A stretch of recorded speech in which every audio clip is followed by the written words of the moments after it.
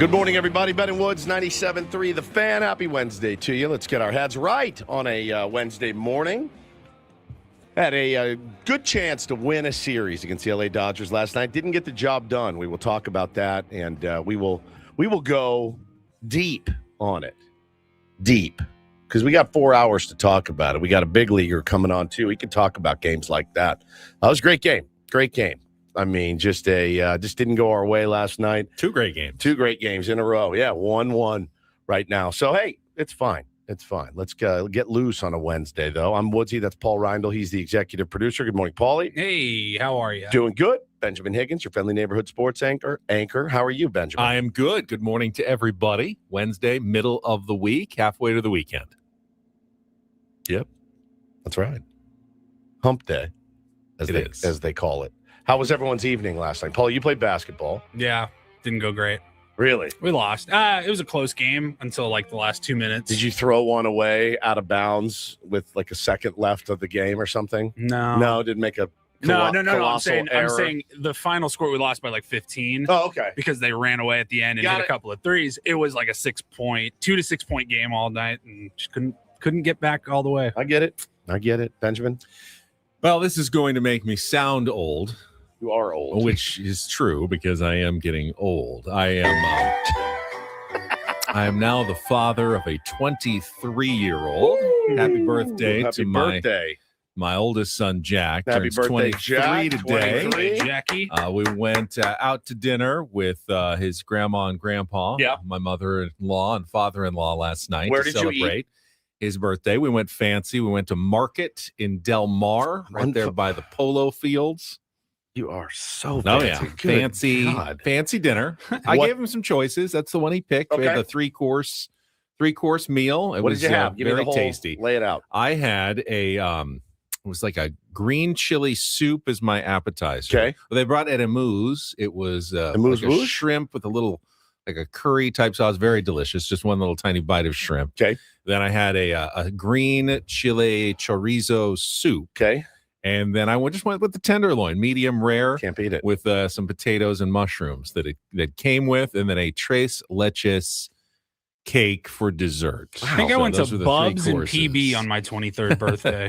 My 23rd, I there's no way to remember. I was 27 years ago. There's absolutely no. I remember my 21st and my 50th, and that's really about it. His brother came back from Seattle. Yeah, he picked him up at the airport yesterday, so he's home for a few days as well. So he came to dinner. Guy flew in for a fancy free meal. He did, and his brother's birthday, and I think they are planning on going to the beach today. Nice. The movies. Just kind of have. Ben would fly anywhere for a free meal. Oh, you literally flew to New York for a free meal. Remember when he flew literally across the country because his buddy's like, "Hey, I've got this. We're gonna go eat at a farm, and they're gonna make everything fresh." He's like, "I'm on my way there tomorrow." And Ben's like, "How much will it cost me?" He's like, "Nothing. All right, I'm on my way." And he walked in. He's like, "Hey, I'm gonna need to take a couple days off." Where are you heading? He's like, dinner. I'm going to dinner. That's what I'm doing. From New York that day. I didn't even take the day off. I don't think so. I did. I don't think so. remember sitting in his apartment doing the show from his kitchen table. Maybe one day out of two. I was only gone one day. I don't know. It was an in and out trip to New York for a dinner. That was it. That was the only reason I was there for a dinner, and that was it. You literally flew across to New York for a dinner. I did. I would have done that in college to get some, but not dinner. I can get dinner anywhere. You know what? I'd be like, yeah, I'll come to New York. You there? Okay. All right, I'll do that. But I'm not flying anywhere for dinner. Nowhere on the planet. It was an extravagant dinner. I get it. So Graham's in town. Yep. Couple days, just shutting it down, hanging with the fam. Yeah, exactly. And so what do I have to look forward to in 15 years? 15 years. Well, I'll be 65 years old, number one. So I'll probably be wearing a diaper. It would be my guess. Shout out to his family.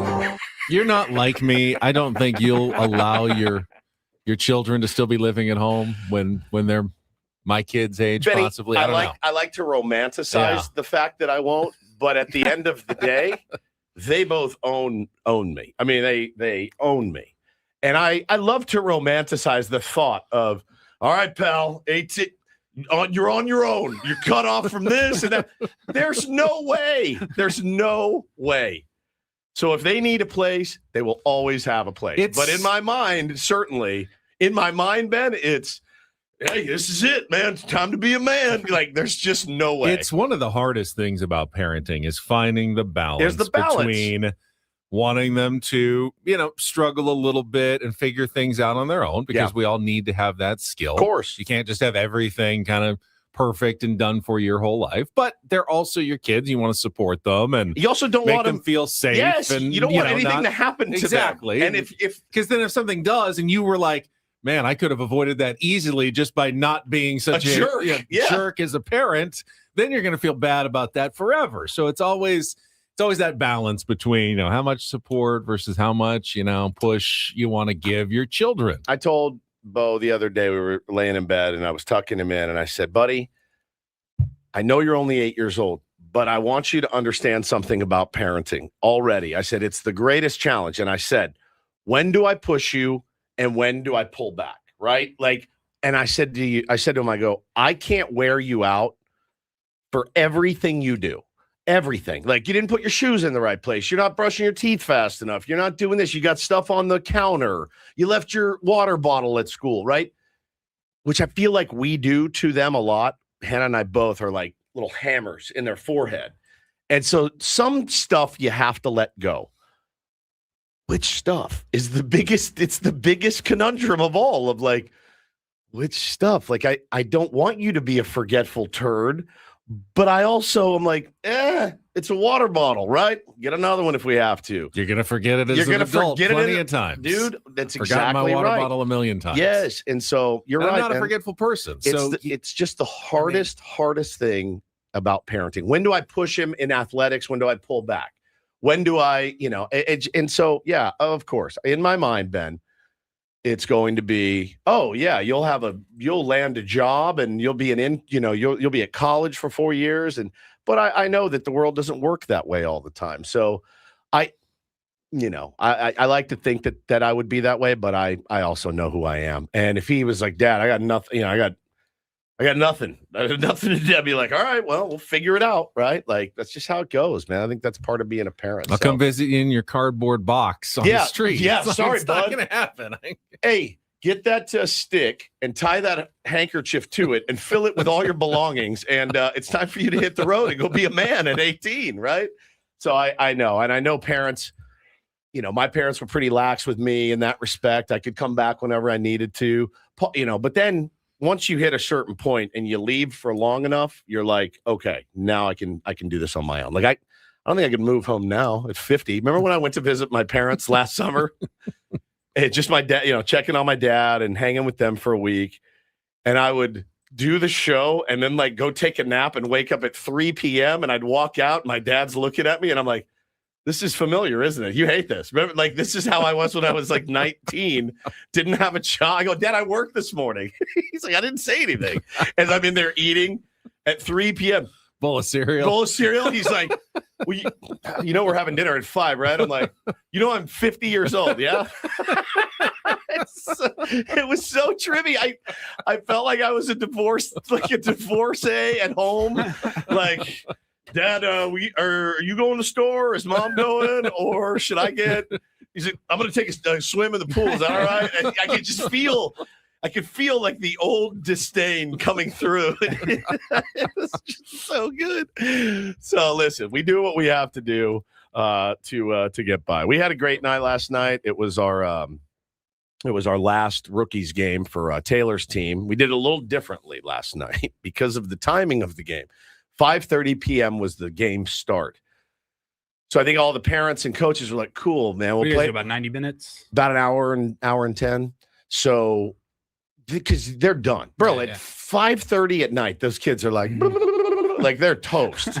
And so all the parents decided, let's do the party, the awards ceremony before the game, which it'd be like game 7 of the World Series. Like, we're going to do rings for everyone right now. Everybody bust out the champagne. Everybody get the champagne. So we gave out they got goggles. And the kids were looking like, we haven't played the championship game. And we're all going, yeah, we don't keep scores. So this isn't really a championship game. Guess what? Y'all win. Also, you guys are about to get your ass kicked by this team. They got a bunch of first graders on it. They're going to destroy you. It's okay. So we gave them their little medals and did the hey, proud of you, buddy. That whole shtick. And it sounds like a giant excuse to get everything done so you can get back to watch the Padres game. Not just me. This was a decided upon parental agreement in the chat that I did not propose. Okay. Our team mom, not a Woods idea. No, now I jumped right on it. It's a great idea. Sure, this is great. And we finished like right in time. I missed Manny's homer. So I got home after that had happened. I think I got home in the top of the second inning, potentially.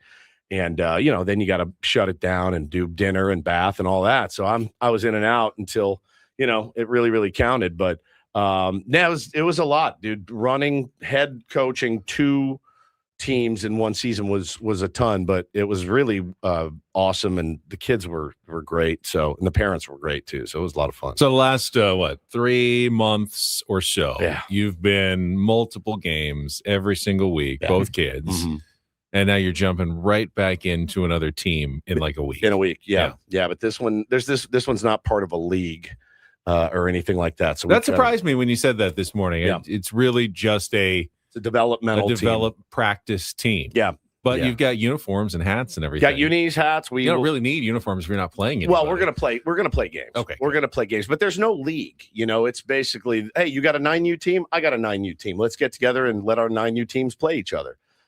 It's not. I'm reluctant to call it travel ball because you're not traveling. I don't want to travel. Like I'll travel to San Marcos. That's about is the length that I'm willing to go right now for 9-year-olds. It's like club ball. Club, select, whatever you want to call it. We had club teams for me. Growing up, there was club teams, and then there was like travel ball during the summer. And you literally we went to Omaha, we went to Oregon, we went to Idaho. And so what age is that? That was okay to start traveling for sports? It's different for every parent. I know it is different for every. I'm not ready. Some kids start pretty young. Yeah, I feel like that's a big commitment. If you're leaving the city and you got to get a hotel room to play 3 days of baseball up in Corona or wherever you're going, that's a lot. I think for me, the way I'm wired on this thing is I'm going to run this thing till Bo is about, I would like in a perfect world till he's about 12, maybe 12. I think 12. And then Taylor starts, so I keep this thing going for a while. But it's a huge passion project, obviously, and I just love to coach. I love to coach. I love to be with those dudes. They're so fun, and so I'm right back in. I get a week's reprieve, and then we're right back at it. And excited though, really excited. I'm starting to think now. So growing up in Washington, you would play like your little league season, and then if you made the all-star team, that was the team that could, in theory, from ages 10 to 12, make it to Williamsport. Well, this is the tough part. The all-star team is because next year they'll all our 9-year-olds will be. No, they'll be they'll be able to play all-stars next year. Yeah. So if they make the all-star team, they can't do both, right? Because there's so many all-star practices, so they won't be able to do. Oh, I see what you're saying. You know what I'm saying? So I don't want to make them make a choice. I would tell them, hey, go play all-stars. It's pretty cool. All-stars is fun. Yeah. I remember though, and I'll coach the kids that didn't make it, and that's fine. I had one all-star team that got pretty close. We were like 2 wins away from winning like the Northwestern region or whatever. And the whole goal for us at the time was to make it to the Western regionals or whatever, the first like games that would be on ESPN, because when you're 12 years old, down in San Bernardino, they actually play both of them down there. So I grow up, I now live in San Diego, and I go, man, when I was like 11, all I wanted in my life was to get a trip to San Bernardino. Yeah. San Bernardino. I've been there many times. It is it's grim. I've been through there. I've been through there since. I remember like going through there. I go, I can't believe I ever wanted to go here. That happens usually in like early to mid-August in San Bernardino. Yeah, like late July, early August. The real time of year you don't want to be in San Bernardino. No, I don't blame you. But no, that's what I'm trying to avoid is trips to San Bernardino for, hey man, everyone throw in $1,000 and we're gonna go play a 4-day tournament or something. Absolutely pass. There's so many good teams around here that there's always going to be a game, competition, a little mini tournament, whatever. Southern California, you can go all year round. So I'm excited for it, dude. And it's it's my son and like 10, 11, 12 of his best friends, man. So it's going to be really fun. I love these kids. I've coached them since they were in T-ball. So most of them. and the ones I haven't, I adore. And so it's going to be a lot of fun, man. I'm doing it with my brother-in-law, Graham. And, it's just going to be great. And we got great fields and great unis, and we're just going to have fun with it. I want them to make sure that it's fun. That's the main thing. But it's fun. I get to teach them all the new stuff, right? I got to teach them how to hold on a runner, a slide step. I need to teach them how to, not let the ball get past you at catcher every time you catch, because those guys can advance. There's a lot of stuff. So much, in fact, that it wakes me up almost every morning thinking about new things to teach them. What are your responsibilities on a cut? What happens if it's a fly ball to left and you're playing right field? Where should you be with nobody out? You know what I mean? Ben, where should you be with nobody out, fly ball to left field? If you're the right fielder, what do you do? I'm the right fielder. Yeah. Just stand out there, watch the play comfortably, get a good perspective of what's going on. That's right. If it's a fly ball to left field and you're the right fielder, and there's anybody on nobody base? Out. Nobody out, nobody on. Nobody out, nobody on. Yep. That's a good question. I have no idea. Just move in, start to trickle in behind second base on a throw in case it gets down. And the second back up, the second base. There's always something you can do. These are the things. And I'm like, these are what keeps me up at night. I'm like, all right, man, first and third, one out, left field. I'm like, it's maddening, Paulie. If I'm in right field, I would have been like lightly jogging probably to first. Right. Towards first, that general area, backing up something. Trying to back up something. If you're moving, I really don't care what you're doing as long as you're moving. Because but the kid just standing there looking is the worst. While that may technically be the right answer, there's not really much for the right fielder to do. Correct. So as long as you're moving, got to be moving. Feel like something's going on. But these are the things that literally, Ben, I wake up in a cold sweat like, I got to teach these dudes this. It's so much. Baseball looks they make it look so easy on TV, except sometimes when you're trying to pick a guy off. Try this one. Yeah. Ninth inning, tie game. You've got the winning run on first base. He's completely picked off. He's between 20 first feet and off the bag. What do you do? What do you do, guys? Not that is the answer. It's tough. It's a really, really tough one last night for sure. And we will talk about it coming up here. Lots to get into in what has been a very competitive back and forth series between the Padres and the Dodgers in their first meeting of the season. Why does every single game against these guys feel like a playoff game? Well, every game the Padres play is tense and stressful at the end of the games. That's fair. It may kill us by the end of the season, but they're almost all like this, and we've just got to get used to it.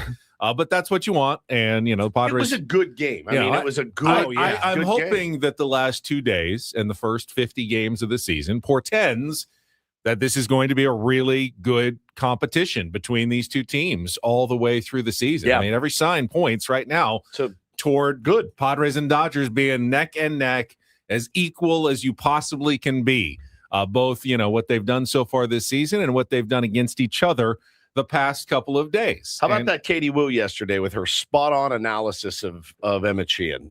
Honestly, like spot-on analysis of Emmett Sheehan. Yeah. So, and we didn't capitalize as much as we should have. Well, she said he was really good in the first inning, and then true. It got worse. It was actually the opposite. It was the opposite that happened in the game against Emmett Sheehan. His velo was ticking down, though. Like she said it would. And she said it would. She said his velo is always better in the first. Right. But Manny touched him up.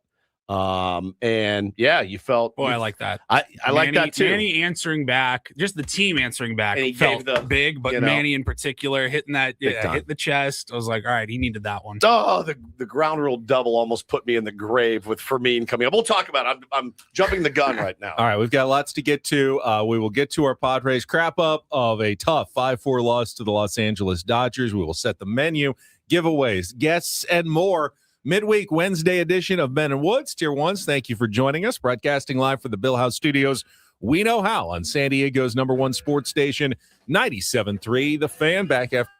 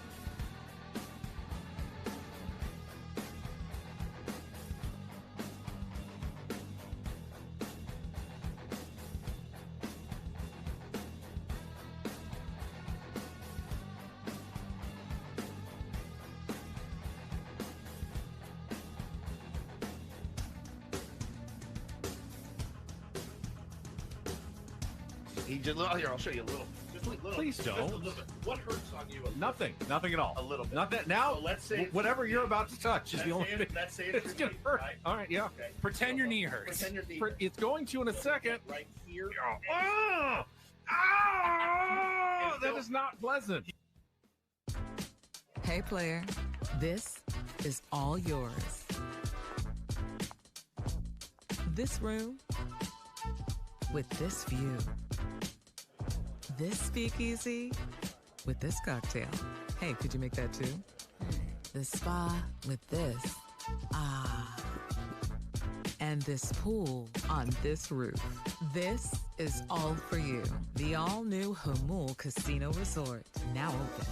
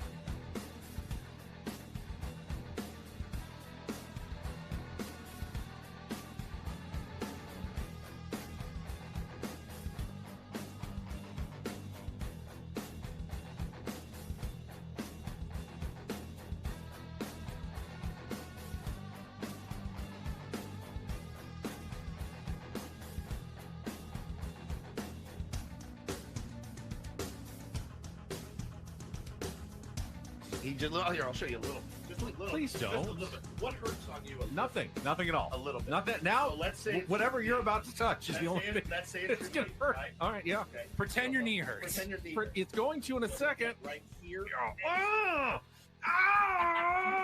that is not pleasant. Men and Woods brought to you by David P. Shapiro, criminal defense attorneys, helping good people regain control of their future when charged with a crime since 2010. visit davidpshapirolaw.com. Here's what we've got on the menu for you on a Wednesday. We'll obviously get into the Padres game, the highlights, the crap-up in just a couple of minutes here. But I want to give Paulie the opportunity to once again play our sounder. We're going to be giving away Journey tickets again. We've been giving them away all week for the concert in September at Pechanga Arena. All you have to do is listen for this sounder. And the next time you hear it could be in 5 minutes. It could be in 3 hours and 20 minutes. Who knows? But the next time you hear that sounder, call 833-288-0973, and you can win a pair of tickets to see Journey at Pechanga Arena on September 14th. Tickets on sale now at AXS.com. At 7 o'clock, we will pay off our incorporator. I saw in our chat that... Actually, we didn't get the incorporator I forgot done? to tell you guys. No incorporator. Jesse. I did not get a text from Jesse Agler. Oh, no. So I think he forgot. It happens a couple of times a year. Do you send a reminder? I text him in the afternoon. I text him the word with the definition to remind it. And he saw that. He acknowledged it. I think he just forgot. Close game against the Dodgers. I get it. All game. Oh, yeah. And I'm certainly not... can get... I've said for years, I will never text him and be like, hey, man, it's the 7th inning. You get to the incorporator yet? I won't do it. So he usually texts me when he does it, like immediately after he drops the word. Didn't get a text. I think he forgot. He'll probably remember. He usually remembers the next day, and he goes, he'll text me and be like, I'll get you tonight. But I've always said that Jesse Agler is a real humgruffin. He is getting the incorporator. Doesn't have any thought in the world for Ben and Woods, and we're trying to do so. All right. Well, no incorporator then. I hope he enjoys his 3-week ban from Ben and Woods for not coming through for us. Yeah, we needed the content. Sorry, Jesse, you're banned. We'll have Don't Do This. That's it's a joke. 7:20. Very much a joke. I got it. I understand sarcasm, unlike other people. That's true. It's 7:35. It is a Big League Wednesday. Our friend Bret Boone will join the program. We can talk about last night's game, his thoughts on the rivalry right now between the Padres and Dodgers, where it stands, what he thinks is going to transpire tonight as Shohei Ohtani takes them out against Randy Vasquez. I'll guess I'm Ben Woods up here on the SDCCU fan hotline. It's not Big Bank Banking. It is better. 8 o'clock hour. We'll have more baseball talk, our MLB reach around. We'll look at the rest of the league. Rattle report in our 9 o'clock hour, and then we'll get you ready for today's series finale. Would love, obviously, beat Shohei Ohtani, win the series, going into an off day. Yeah. Kind of feels like tonight's a really big one. You got Randy Vasquez on the mound. He's been terrific so far this season, but Shohei Ohtani has been as good as any pitcher in baseball. Padres have faced a lot of really good pitchers so far this season. There's a lot of really good pitchers in all of baseball. That's true. There's a lot of really good pitchers in baseball. Shohei Ohtani has probably been maybe the best of them. Yeah, at least by ERA, starter-wise. I don't think anyone's been better than Shohei Ohtani this season. Can't disagree. Not ready to watch his face. I'm not ready for it tonight. It just bothers me. It all bothers me.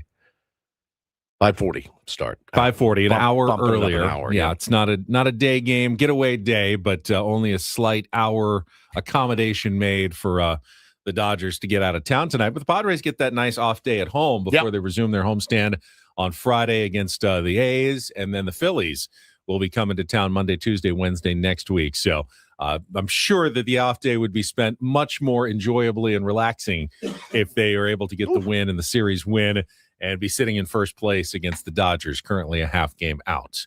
But let's get to it. Let's get to the crap up and the highlights.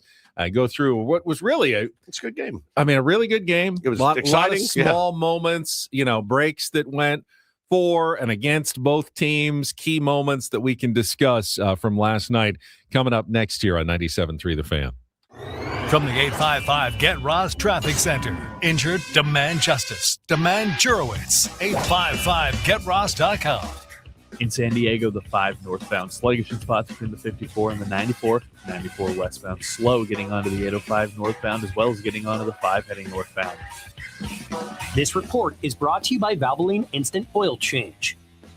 Summer driving season's almost here. Stop by Valvoline Instant Oil Change. They'll check your tires, lights, and essential fluids with any oil change. Stay in your car. No appointment needed. Visit SoCal Oil Change for coupons. Valvoline Instant Oil Change. Your 15-minute drive-through oil change. It's a shame if they lose. You got a problem. How did things play out in yesterday's game? Supremely stupid. It's time for the Padres Crap up. with Ben and Woods. Brought to you by Hamul Casino Resort. Hey, player, here's something to cheer you up. The rooftop pool's open, day passes are available, and the spa is calling your name. Hamul Casino Resort, the player's place. We'll give it 16 minutes of salt, and then we'll, get back on the pump and figure it out. This game has got to come to an end. Oh, and one to Freeman. He inside outs it in the air to left field and deep. Sheets is back at the wall, and it is gone. A home run. Just over the fence into the first row. Flanked off of a fan, came back onto the field, but it's a 2-run homer for Freddie Freeman, and the Dodgers lead 2-0 here in the first. And he swings, hits it in the air, deep to left center field. Pages is back, he's at the wall, looking up, and it's gonna go. Manny Machado, a game-tying home run. His 7th of the year, and a bat flip to match. It's 2-2 here in the bottom of the first. And that's hammered in the air, deep to left field. Hernandez not even going to try. This one going to go. How about another for Miguel Andujar? Home runs in back-to-back games, an 8-game hitting streak, and most importantly, a 4-2 lead. Pitch from Canning, slow grounder to second base. That'll get the run home. Tatis has it, underhand flip to Francis in time. Hernandez scores, and a 1-run game. It's 4-3. Shohei Ohtani, an RBI grab. 2-2 to Freeman. Estrada delivers. That is in the air, deep to right field. Castellanos is going back. He is looking up. This one gonna go. Freddie Freeman's second homer of the night will tie the game here in the 6th inning. 4-4 ball game, and we start anew again. The pitch to Pages, swung on, muscled in the air to right center field. Fernando there, he will make the catch. Calls tagging, on his way. Here's the throw, cut the relay from Song. He's saved! Oh, bang, bang at the plate. Tatis bangs it on the ground to third base. Espinal has got it, runs it towards first. The throw is in time. The ball game is over, and the Dodgers even this series with a 5-4 win. They get an unearned run in the top of the 9th inning thanks to a throwing error of all things by Mason Miller on a pickoff attempt, and we'll have a rubber game here tomorrow night. Could you walk us through what you saw in terms of the error on the pickoff attempt? Their runner made a base running mistake, took off a little too early, and then Mason picked off and just threw it away. So, and then he got to third on the overthrow. So, one of those things. Errors happen. It's part of the game. Nobody's perfect. What did you think about the way that your team was able to respond? Yeah, they, big 2-run home run for them in the first inning, and Manny comes right back and hits a 2-run homer to tie the game. Makes us, takes the momentum back and puts it on our side, and then Andujar hits another one. We felt really good about, having that lead. Canning was kind of cruising a little bit, pitching good. Gave that 1 run there and to make it 4-3, and then went to our bullpen and, solo home run. Those are part of the game. When you throw strikes, guys are going to get hits sometimes and going to hit home runs. They've got a great team over there with a great lineup, and we held them down until that last inning, an under run. See, the irony of baseball, if the Dodgers and Alex Call doesn't make the mistake of getting picked off, then Mason Miller doesn't make the mistake of throwing it away and setting up the winning run. I think that the thing that drives you crazy as a Padres fan is you're like, cool, man, they made a mistake and got away with it, and we made a mistake, and it cost us dearly. And we talked yesterday about having to almost be perfect against this team, and that's why these games have that extra, it ratchets up the intensity a little bit, because man, if there's blood in the water, that team can attack you. And again, guy made a horrible little league base running decision, and followed up by little league throw over. And yeah, Ty France got glove on it, but Mason Miller throws really hard. So I'm assuming when he threw over, again, you can look back at about 5-6 moments last night and go, had that gone the other way, I think the breaks go to the Padres. I think the Padres win that game fairly easily at that point. The ground rule double was just excruciating, man. As soon as he hit it, I'm like, yes. Oh, my God. Jackson's going to score. The Teoscar ball off the bag. That's probably an out. Instead, it's a double that turns into a run in a 1-run game. Yeah, breaks did not go the Padres' way last night. No. But there's some gambles taken by Craig Stammen last night, certainly. But, I mean, What manager doesn't have to roll the dice a few times? Yeah, he had a number of close to 50-50 calls that he had to make in last night's game. Yep. Don't know if he made. The thing is, you never know if Correct. he made the right one. Look, you could talk about pinch hitting Laureano for Sheets, your hottest hitter, your NL player of the week. Yep.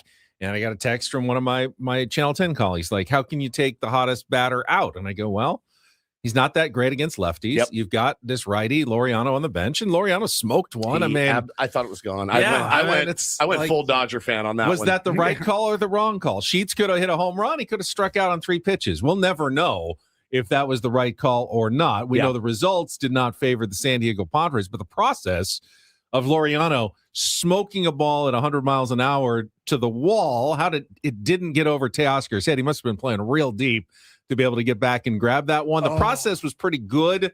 The result was pretty bad there. So the result was really close. Yeah. I mean, it was really, really close. But again, a close result, close doesn't count in baseball. It counts in horseshoes, but it doesn't count in baseball. And so, there was a couple of things you can look at. Let's go back to the beginning, because this easily could have turned into a here we go again game for Griffin Canning. I got in the car and I was like, yes, all right. I got out of here. The first inning was over, or the top of the first was over, and I put on the game like Padres trailed 2-0. I'm like, son of a bitch already. Shohei Ohtani, lead opposite field double, and then the Freddie Fermin home run. And with Canning having only made it an inning in his last start, you're thinking, oh no, here we go.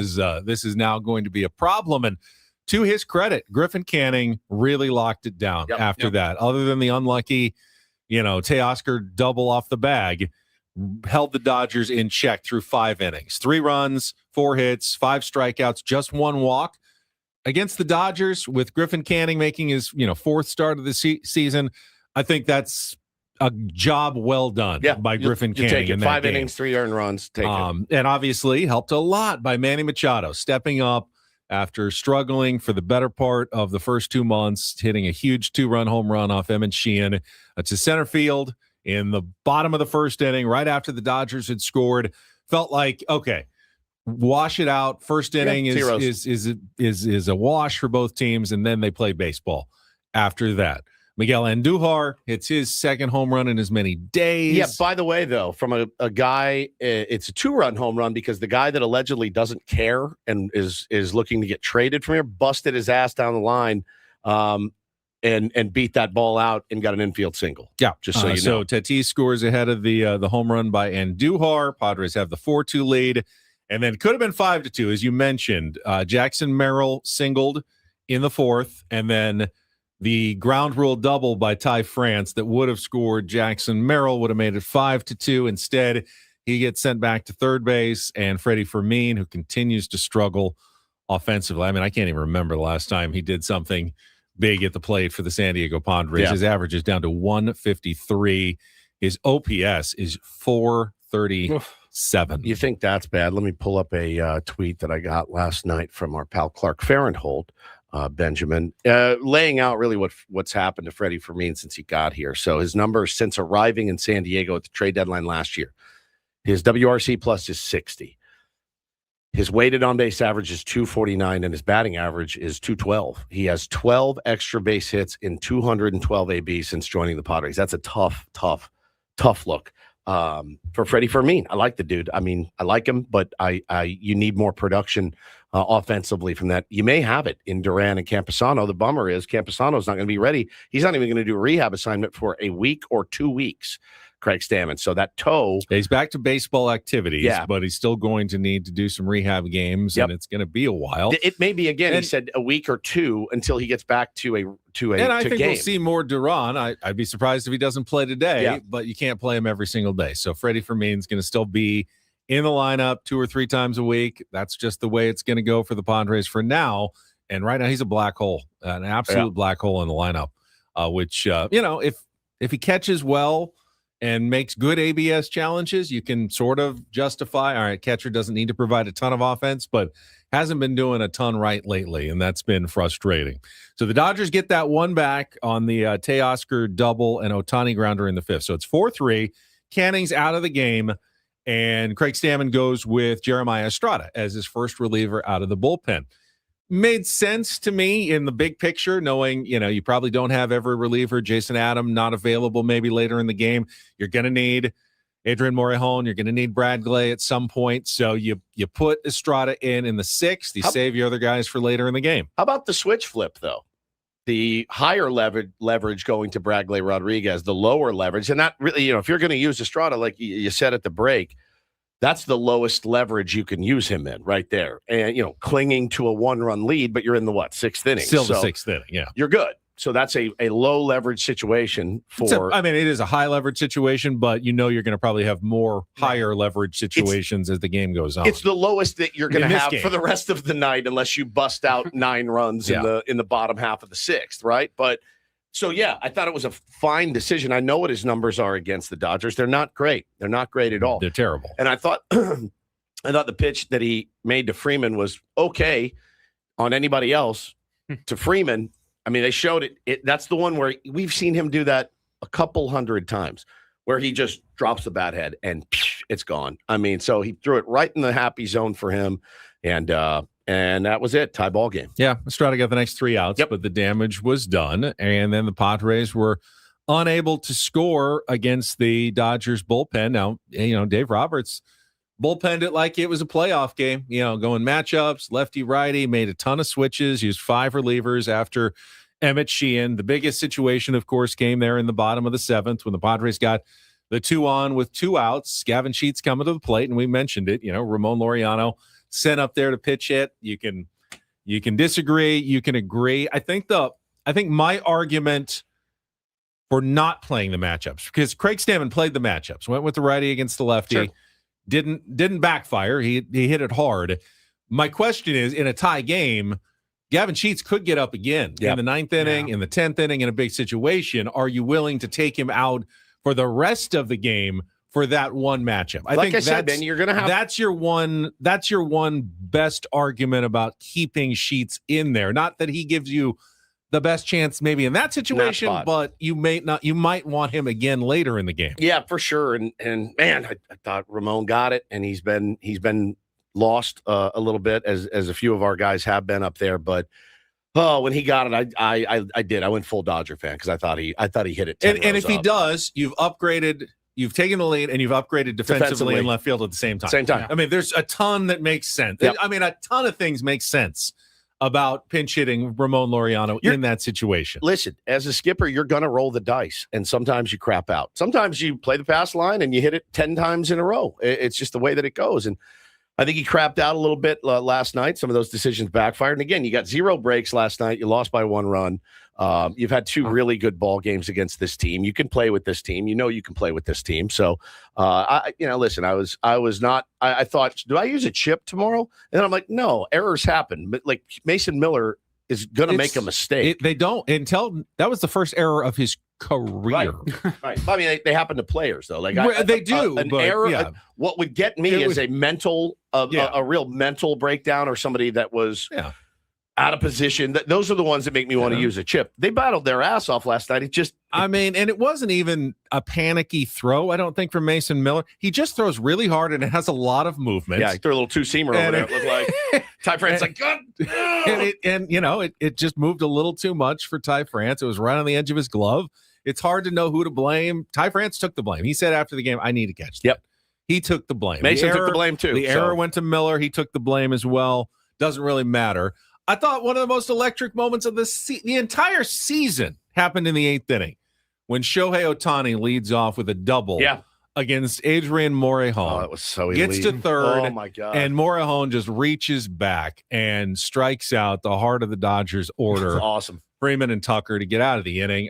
Place went nuts. It was nuts. You could just feel it. Just watching through my television, you could feel the electricity from Petco Park. And that was Adrian Morejon last year. That was vintage, the best you've seen from Adrian Morejon right there. I loved that moment and thought that was that.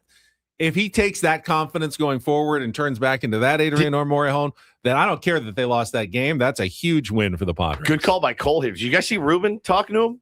Yeah. Ooh, he was like, just getting after Morejon's just nodding. Big nods. Like, yep. It was fan. I would do anything to know what Ruben said to him. anything. Just to know what he was barking at him like that. Whatever he said, it worked. It worked. It was great. That was such an electric moment. And then, full of electric moments. And then you've got the somewhat ironic twist where the Padres, the overturned challenge on Monday, fixed Mason Miller and turned around his inning. And then it ruined And then the next day, the overturned challenge that turns a strikeout of Max Muncy into the walk ends up being what unravels the game for the Padres. I mean, ABS having a huge impact on this series. We talked about, obviously, the pickoff throw, the throw by Tatis on the fly ball. Andy Pages, great at-bat. Phenomenal. Great at-bat. And Freddie Freeman called it one of the best at-bats he's ever seen in his life. Yeah, tip your And hat, I can't great. totally argue. Andy Pages, who's been one of the best hitters in baseball this year, just getting enough of a piece to foul off and stay alive and to fight one off that, I mean, if it's 4 feet shorter, probably not deep enough to score the run, just far enough. Give Andy Pages a lot of credit in that at-bat against the toughest customer there is in baseball. And it was great theater. It was great baseball. It was well executed. Mason Miller didn't really do anything wrong that. I mean, he threw tough pitches over and over and over again, and Andy Pages was just able to spoil them. I saw somebody tweet last night, we bat flip in sack flies now, and I thought to myself, I would have sent my bat into the moon if I had an AB like that off of Mason Miller. Like you would have seen my bat hurtling through space if I was able to do that off a guy like Mason Miller. The controversy of whether Sun Moong Song should have cut that throw from Fernando Tatis Jr. I lean toward he probably did the right thing. The throw was up the line toward third base. You could see Freeman moving over. The overhead shot when they showed it was going to be a few feet up the line. Don't know. It was going to get there faster if you don't cut it. But would it have been online enough to still get a tag in on call? The play ended up extremely close at home plate, but he was safe.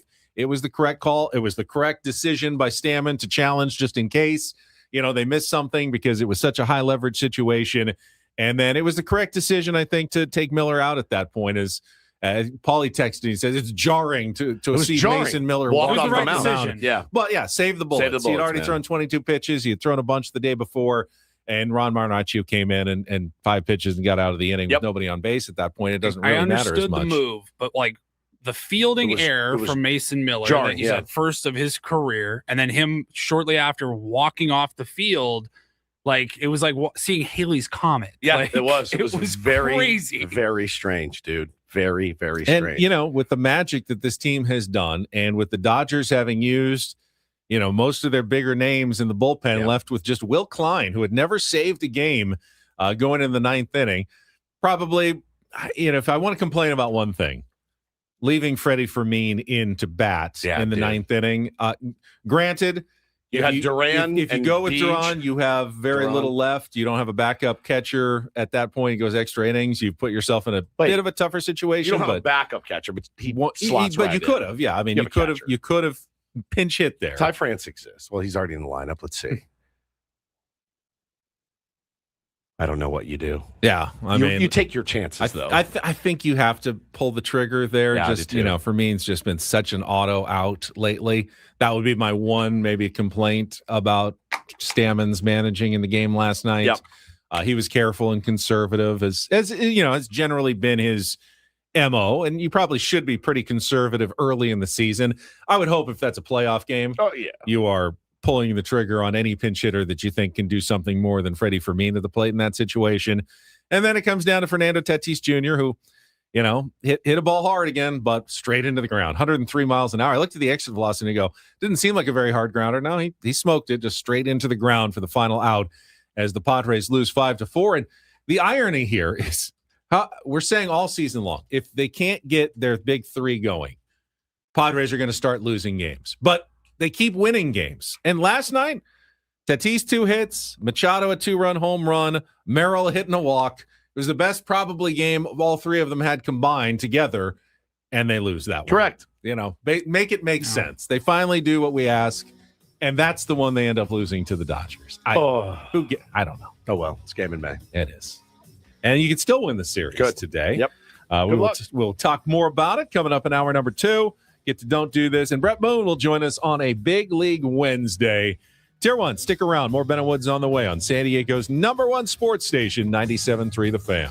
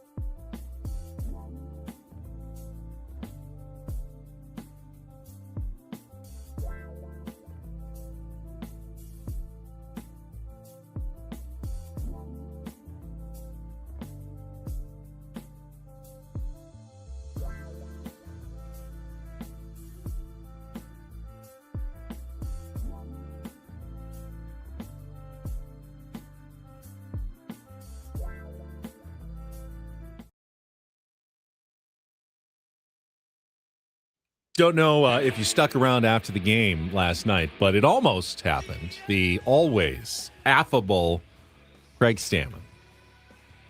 Is he starting to get to him? Looked like he finally got a little snappy in the post-game news conference. We'll play that audio for you here in just a second. I don't blame him, actually. Hasn't gotten thrown out of a game yet. Hasn't even really gotten close. Let me ask you, what would you have done to getting thrown out? I'm not the manager, so nobody cares what I would have done. When we showed up early in spring training, he was counting all of his media sessions. There's one. There's one two, down. I remember I told him, it's going to be a long year for you if you keep doing these check marks, dude. We're definitely into the hundreds at this point. Oh, yeah. Talks to the media multiple times every single day, and without fail, Craig Stammen has remained upbeat, genuine, and true to himself and the person that he is. I don't think you would have lasted this long. I might not. You're pretty affable. I can give Craig a run for his money on affability. I know I wouldn't have made it. But at some point, frustration sets in, and you could hear it last night, and I don't really blame him. I can't wait to talk to him about this on Friday. I can't wait to be like, hey, man, are you okay? Yeah. Are you good? How are you feeling after your first Padres Dodgers as a manager? Now and again, this isn't Tommy Lasorda going off on Kurt Bavacqua. This is simply if you know Craig Stammen well enough, you can finally hear the annoyance in his voice. You and Craig have a lot in common in that when I picture you guys sitting together, I picture 2 glasses of milk, right? Talking about golf. That's what I picture. If 2 milk glasses... Greg and I could have such a great conversation it'd be unbelievable. About golf. We have had a couple of great conversations there you go. about golf. So when I picture him, when I see you get spicy and the chest rears up and he gets mad, I'm like, oh, boy, here he goes. He's 1% milk. I'm 2% correct. milk. He's in a pod. This is as spicy. And I would venture to say this is the ceiling for Craig Stammen. Of how annoyed how he gets. Spicy he can get. Let me set the stage. Normal post-game news conference. One of the reporters in there got the normal AJ Cassavell, Kevin Acee, Barry Bloom, who's longtime Baseball Writers of America guy, shows up at a lot of Padres games, Diamondbacks games. He's clearly working on something that has to do with the struggles of Manny Machado and Fernando Tatis Jr. So he's moved off of the Padres or moving to Oakland card. Yeah, so that he wrote about for Sportico. That thing that you just threw at the wall and didn't stick. So you're moving on from that. So something else. All right, got it. If you're working on something, you try to get quotes on it. That's what you do. Sure. Now, a story on Manny Machado struggling, tougher sell after he hits a 2-run home run in the first inning, but he wants to get his quotes. So, he piped up in the post-game news conference and had this back and forth with Craig Stammen that nearly got our manager perturbed after the game last night. And then about Manny coming out of it and hitting that first inning home run. Yeah, that was great. Good swing from Manny. We've been kind of waiting on a little bit, and he finally tagged one. He's been coming up with big hits. Hasn't gotten a ton of hits. Been more, wishes he would have more, but he's had some big ones when he's got them. You think what do you think is going on with him that it's taking so long for him to click in? Yeah, I don't know if I can put my finger on one thing. I think, he's working through things during the season. He's working in the cage. He's one of our hardest workers. And, eventually I know that Manny Machado is going to be one of our best hitters on our team. Tatis is still struggling. Yeah, he had 2 hits tonight. So less of a struggle than what you think. They all count. No pictures on the back of the baseball card. It's true. Oof. I'll take him how I can get him. Still smiling and affable, but all right. Yeah, I would like this line of questioning to be over at this point. Got to play the Manny audio, Paulie, too. So then Barry goes into the clubhouse and still working on the same story. And, it's like, hey, Craig, easy, dude. He's pro enough that he goes straight to the source, yep. Manny Machado. Is this the time to talk to Manny about his struggles? I don't know, but here was the interaction between Barry and Manny. Actually, I haven't played this through yet. Is it clean? I think it's clean. I believe it is clean. Sometimes Manny, if Manny, not, you never Manny know. will drop an F-bomb, but we have a dump button. What do you have to say, your analysis of your own offensive struggles so far? Of my offensive struggles? Struggles, yeah. My struggles? Yeah. Yeah, struggles, man. It's been tough. Yeah. Do you have any, I'm sure you're working through it, but do you have any, For sure. No, I'm not. Have any theory Absolutely. of what's going on? usually I'm a don't baseball player. I'm not a theorist. So, can you got something for me? I'll help it. Get your elbow up. Have something for you? We've been working. Yeah, we've been working. We've been working on some stuff. So that's what I'm asking. What are you specifically working on? I'm not going to tell you that. That's for me to work on and for me to continue to work on. That is one of the more awkward interactions in the Padres clubhouse I've heard in recent memory. Oh man, it was great. It was nice to get a little something. Give me a little. It's been vanilla. They've been playing well.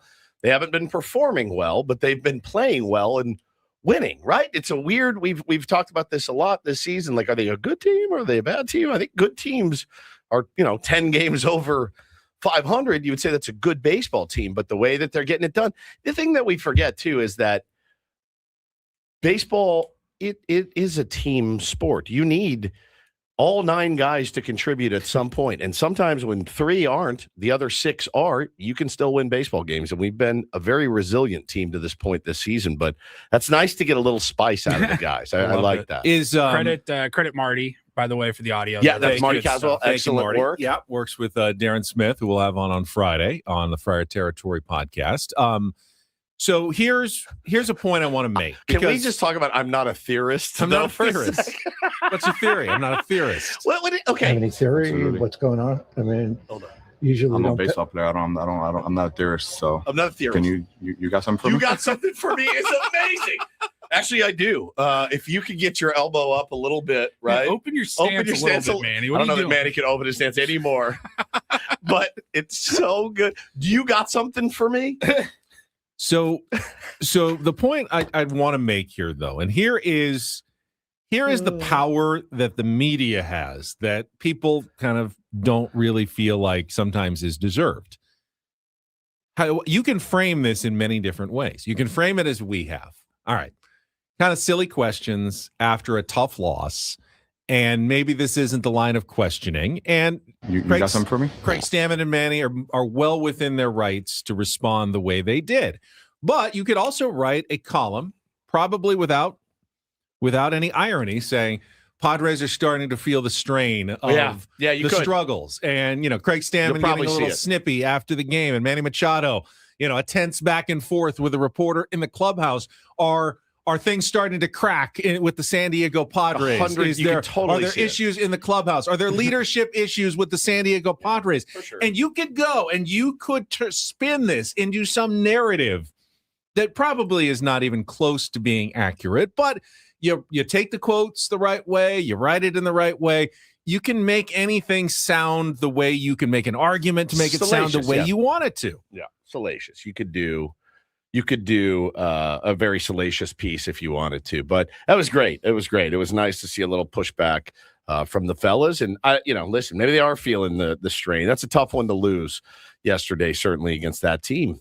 Some people pointed out Joe Davis and Oral Hershiser talking about Manny on the broadcast. We went and listened to the audio, and Joe is smarmy, and they were talking about Manny, starting to get into his 30s, but they were also very honest in the stats that they gave, the opinion that Manny probably still going to get it turned around. They mentioned all the things that I think is very fair. You may not like the way they say it, but it is a Dodgers broadcast, not a Padres broadcast, and I don't think they did anything that would rise to the level of out of the norm, disrespectful or something that would cause I told you Manny to react poorly in that situation. I told you I was watching the Giants series, and it's just everything they say is it's just smug. It's smug, both of them. It's two of the most smug broadcasters I've ever heard. Oral's borderline mean. He's borderline mean. Joe Davis is just smug. It's just these little kind of digs, man. Very passive aggressive from Joe Davis. But yeah, man, he turned on one there in the first inning as soon as they were done talking about him, and hit a nuke, and it was nice to see, certainly. But yeah, I mean, and then I saw, Padres fans clapping back. Well, that Freddie Freeman's getting pretty long in the tooth too. And what did he do? Hit two home runs in the game as well. So, always keep in mind that these are still really good baseball players with a lot of experience under their belt, and they will probably still have a few big moments this season, even if the numbers aren't where they usually are at this point. Don't ask me, though. I'm not a theorist. So I'm a radio host. I'm not a theorist. I loved that quote. That's a good drop. I'm not a theorist. I don't know. I play baseball. What's your theory? What did Barry Bloom want to know? I think he's just because I think he was preparing a piece on the struggles and just needed quotes. So when those guys. But when you say to a big leaguer, what specifically are you working on? What are you looking for? Yeah, a lot of front toss, a lot of speed training. Like, is that what you're looking for? I'm asking genuinely. Like, are you looking for?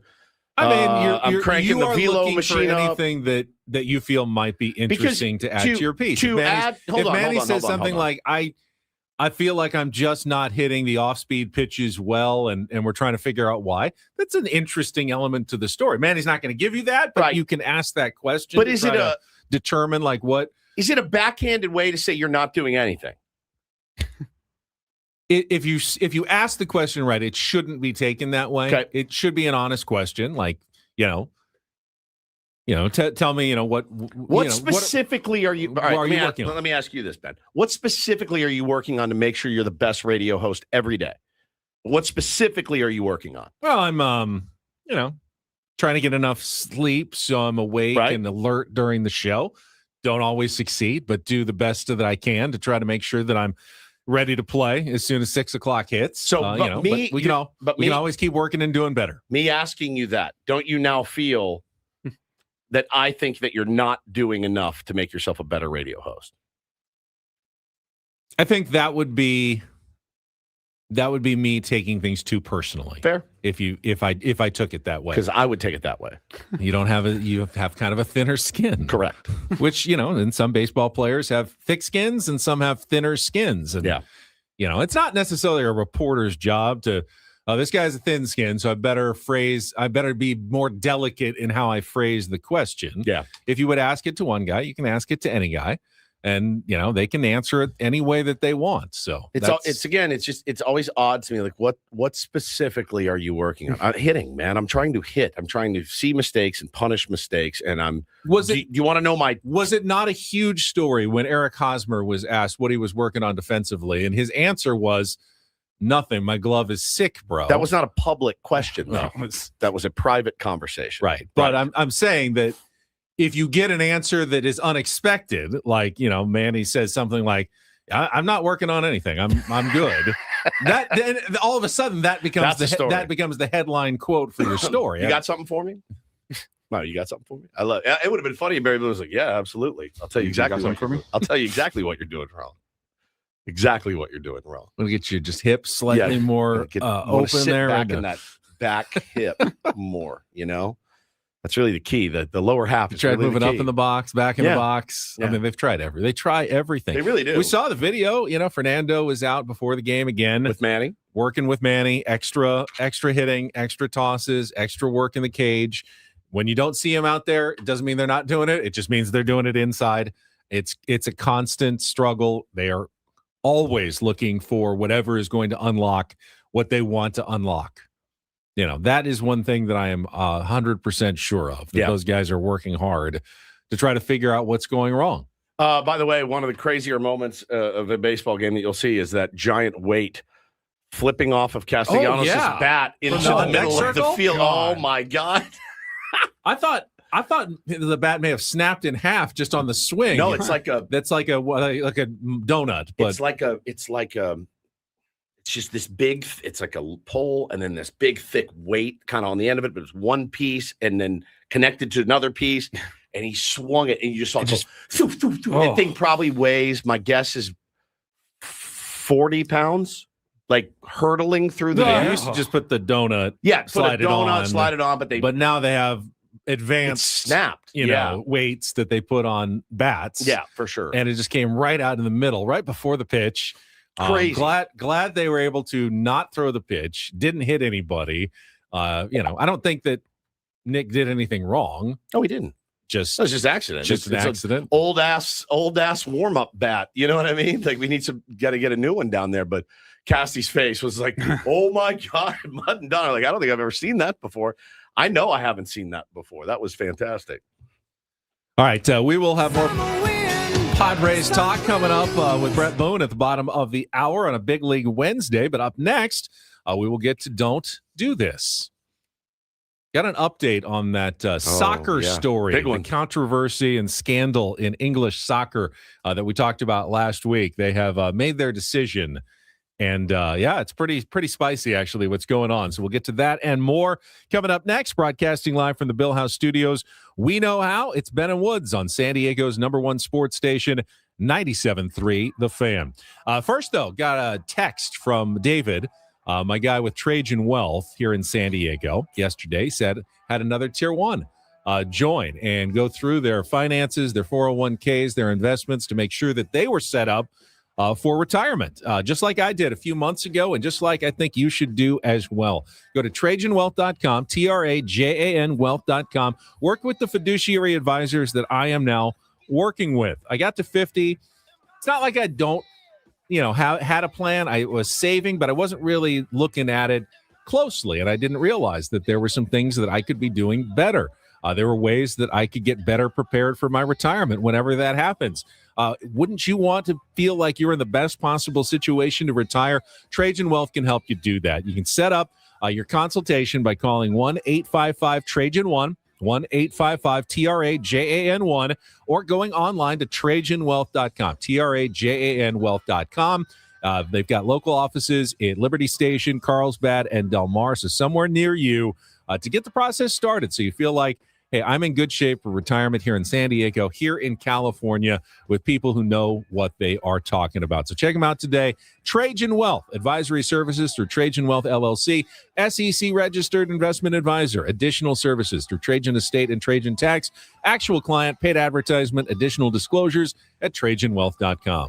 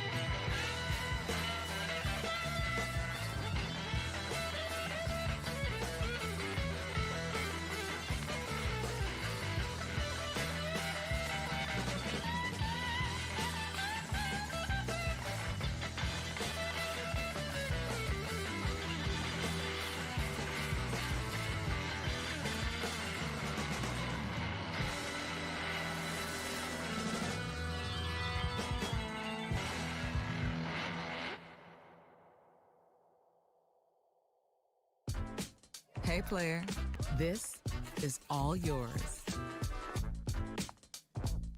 This room with this view. This speakeasy with this cocktail. Hey, could you make that too? The spa with this. Ah. And this pool on this roof. This is all for you.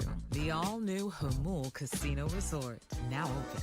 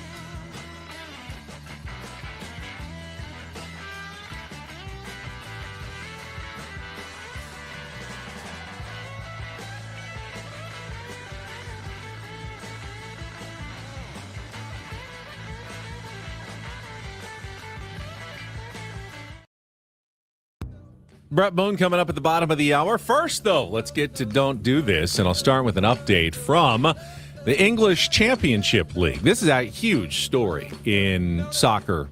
The Southampton Saints, we talked about it last week, are accused of their own Spygate scandal of sending a spy, a team employee, to other teams' practices, and they had gone on this long winning streak at the end of the season, and everyone was going, they seem to know all of our tactics beforehand. Well, they were accused last week. They caught the guy. He ran into the bathroom. Ran they tried off, to grab his phone. Changed his clothes, ran off, tried to delete his phone. Wasn't me, mate. They caught him. And after the investigation, now Southampton was supposed to be playing in what is one of the biggest games of the year in English soccer, the championship playoff final, with the winner getting promotion to the Premier League. It's so huge. Next year. I mean, imagine like a AAA team getting a game to play to join Major League Baseball. That's what this is.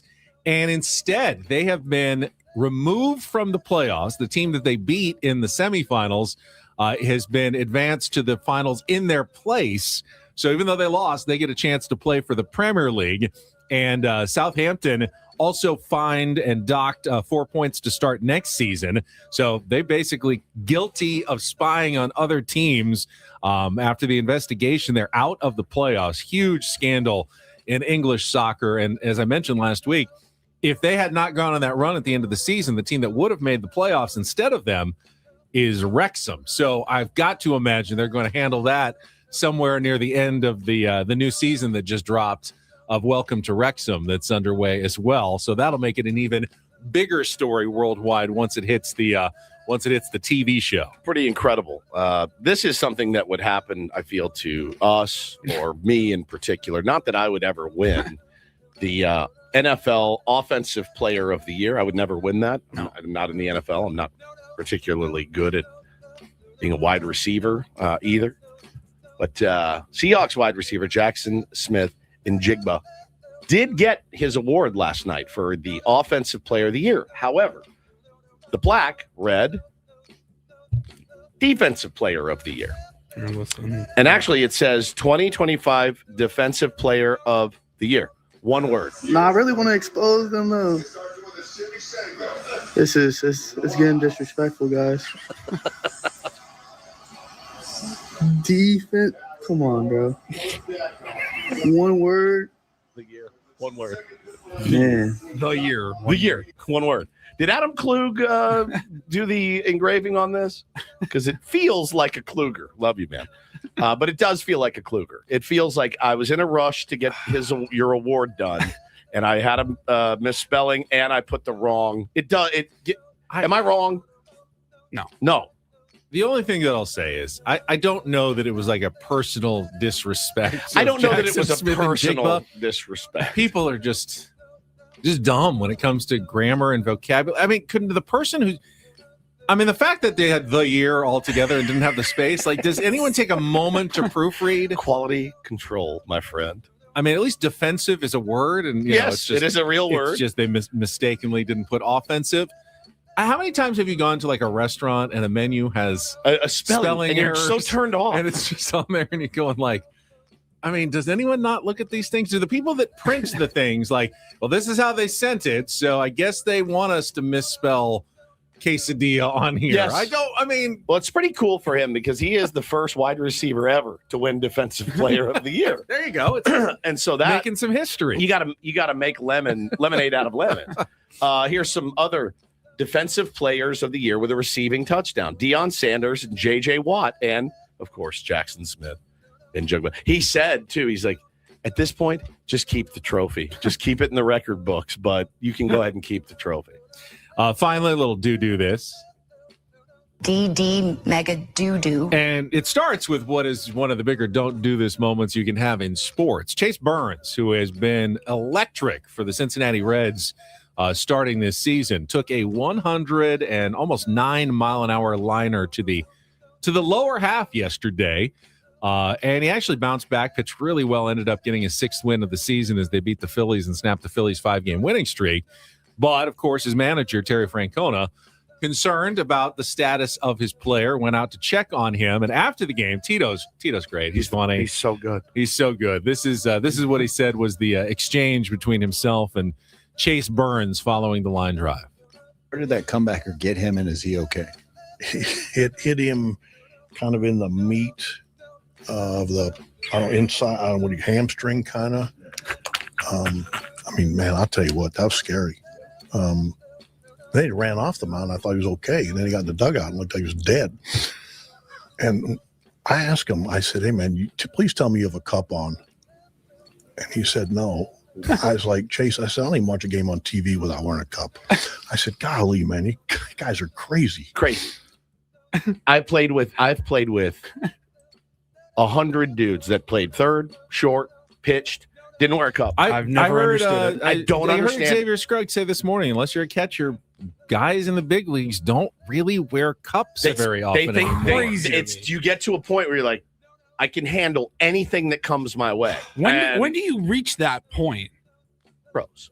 Yeah, I think you have to be. Like, are you A-ball? Are you wearing a cup? Is it AAA, minor league, major league? I can't. This is pure speculation. And if anybody ever played minor league ball, please call in 833-288-0973. Something tells me that if you wear a cup in the minor leagues, they rank you out. They're like, look at this guy. I swear. I get it. Yeah. Unless you're a catcher. I don't get it. I just have this sense that they're like, oh, what are you in Little League? Like, you're like, me? No, I don't need this. Are you kidding? Hey, maybe we'll ask a Brett Boone. All-Star infielder. Can you save him saying it hit him in the meat? Yes. Now, I don't know if a cup would have helped, as he said. It kind of got him on the inside of the hamstring as opposed to the actual cup area. But, but like it was still very close. It's close enough to where it might have deflected a little bit. It might have gotten a little bit of cup. I don't know why I have this feeling, but I can see baseball players being like, ha ha, look at you wear a cup. You know what I mean? Because they fancy themselves. They believe that they have reactions and they're not going to let it happen to them. But there's a limit to what you can react to. And 110 is right around the limit there. There's let's say you don't wear a cup in your sliding in the second and the guy just wham, right in the boys. Or you're sliding head first. That can't feel very good. I never wore a cup if I played outfield. I still wear because it was one. easier to. I just felt freer. It was easier to run or whatever. I wouldn't. Yeah, I think any comfort infield is what a lot of the big leaguers are thinking about as well. It's not even not pitching. I didn't like to wear not one. getting made but fun you wear of, one. but they feel like they're more comfortable without one. Do you have until to, you're very less comfortable without one at some point? Do you have to wear two? One? Do you stack yours on top of the other, or do you go side by side, or do you have one custom, just one cod giant, piece, like Gene Simmons? It's like a shield. It's like a huge, giant cod piece. No, I don't wear a cup to play golf. Nor should you. You could get a line drive, from the wrong tee box. I have a question, practical question. Did you guys? I'll say this: I have never worn a jock strap without a cup in it. Does that make sense? Right. So, what would be the point? Yeah. Did people do it? They do it all. do? Oh yeah, 100%. The basketball players, I bet, wear jocks to keep from bouncing up and down. Is my guess.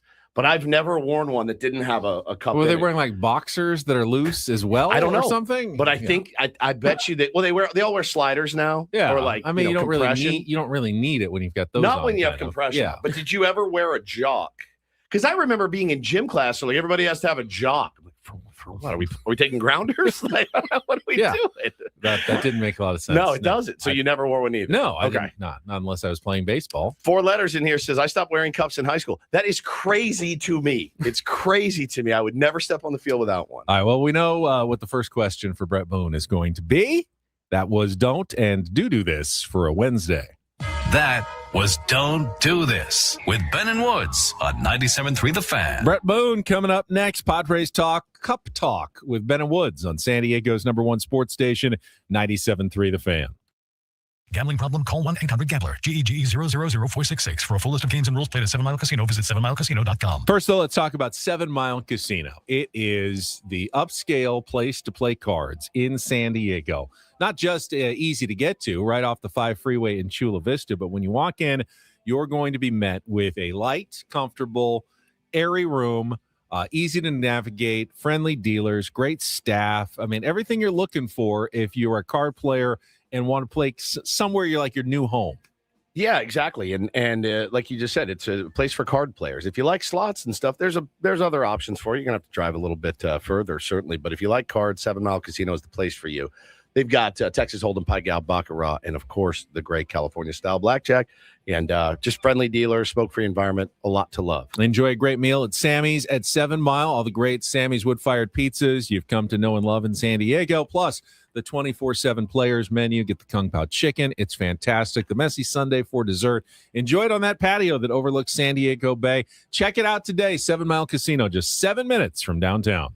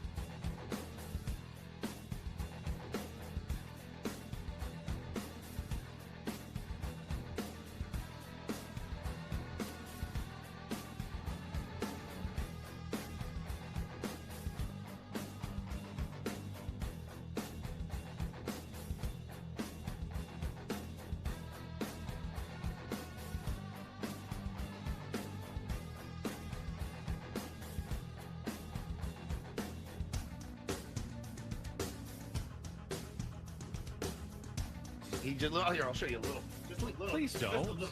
What hurts on you? Nothing at all. A little bit. Not that now. So let's say whatever you're about to touch is the only thing. Let's say it's gonna hurt. Right? All right, yeah. Okay. Pretend your knee hurts. Pretend your knee. It's going to in a second. Right here. That is not pleasant. Hey, player, this is all yours. This room with this view. This speakeasy with this cocktail. Hey, could you make that too? The spa with this. Ah. And this pool on this roof. This is all for you. The all-new Hamul Casino Resort, now open.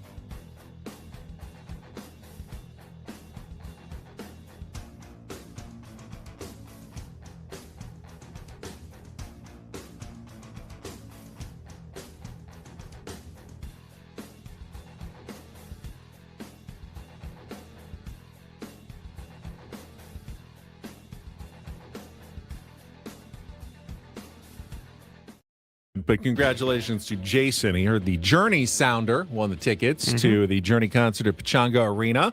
If you did not win, do not despair. We will have more opportunities tomorrow and Friday to win concert tickets. Welcome back to Ben and Woods, brought to you by David P. Shapiro, criminal defense attorneys, helping good people regain control of their future when charged with a crime since 2010. Visit davidpshapirolaw.com.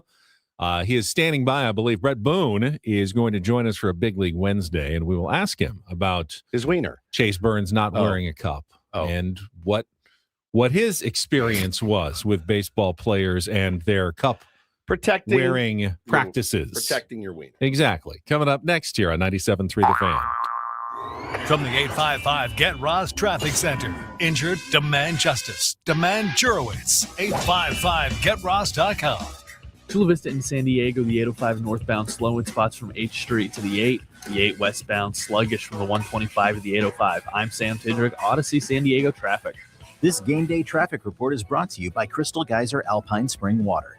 What makes Crystal Geyser Alpine Spring Water different? We always bottle our Alpine Spring Water less than 1.5 miles from the spring source, and all our bottles are made with 50% recycled plastic from our own recycling plants. Crystal Geyser, bottled at the spring source.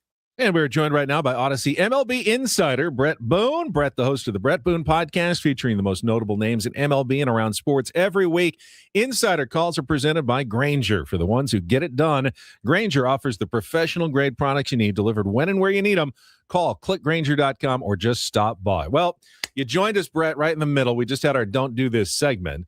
Tito Francona was pretty shocked that his starting pitcher, Chase Burns, was not wearing a cup last night as he took 109 to the lower half. So, and then I heard from Xavier Scruggs listening this morning that most guys that aren't catchers don't wear cups anymore. It's crazy.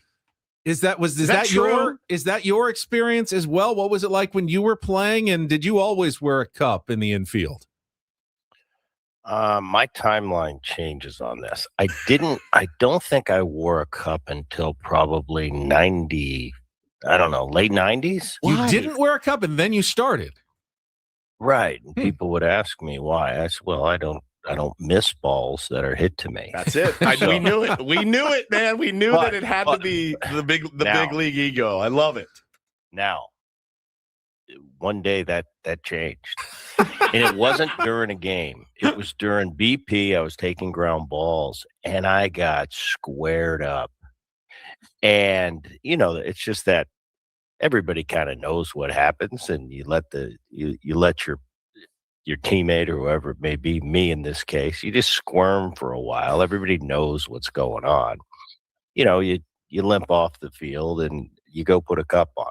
And I did that day, and I wore one for my entire career. I found that it was I kind of enjoyed it once I started wearing it. I was that tough. I don't need a cup. Yes. And then I put the cup on it, and you know what? It filled out the uni nice. Yeah. I really like the aesthetics of it. Oh yeah. And then once you get used to it, it's just part of the uni. So yes, I learned my lesson early, being the tough, rugged, naive kid.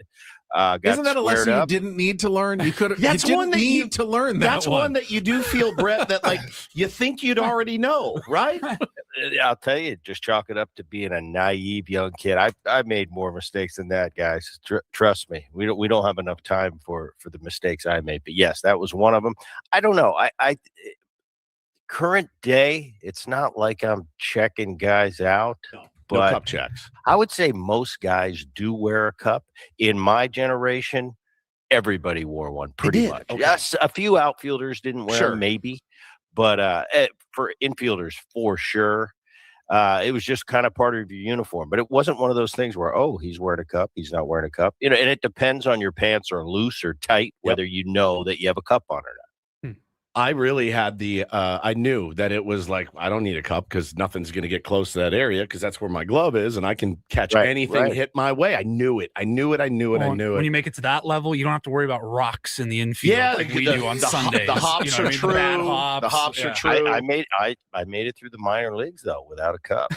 That is crazy to me. It's nuts. No pun intended. And all it takes, you take, I don't want to say millions, maybe it's not millions, but you take just a never-ending amount of ground balls on your way through the minor leagues, through college base, through your life. All it takes is one. So, yeah, it's the least likely place to hit, but once in a while, one's going to sneak through, and definitely one did for me. But once made the point during the break, Brett. I mean, it's not just ground balls. It's, head first slides, slap tags, guy at second base getting you. You'd have no control over those sometimes. That's right. Head first slides, though. Dives, that could be a detriment having one on. Oh, that could actually hurt you. That's true. Man, that is I'm taking all angles here today. No, it's fascinating. It's fascinating stuff. Talking to Bret Boone here on Ben and Woods this morning.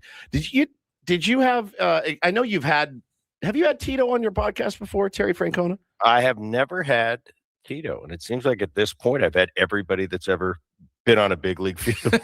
And I've never had Tito.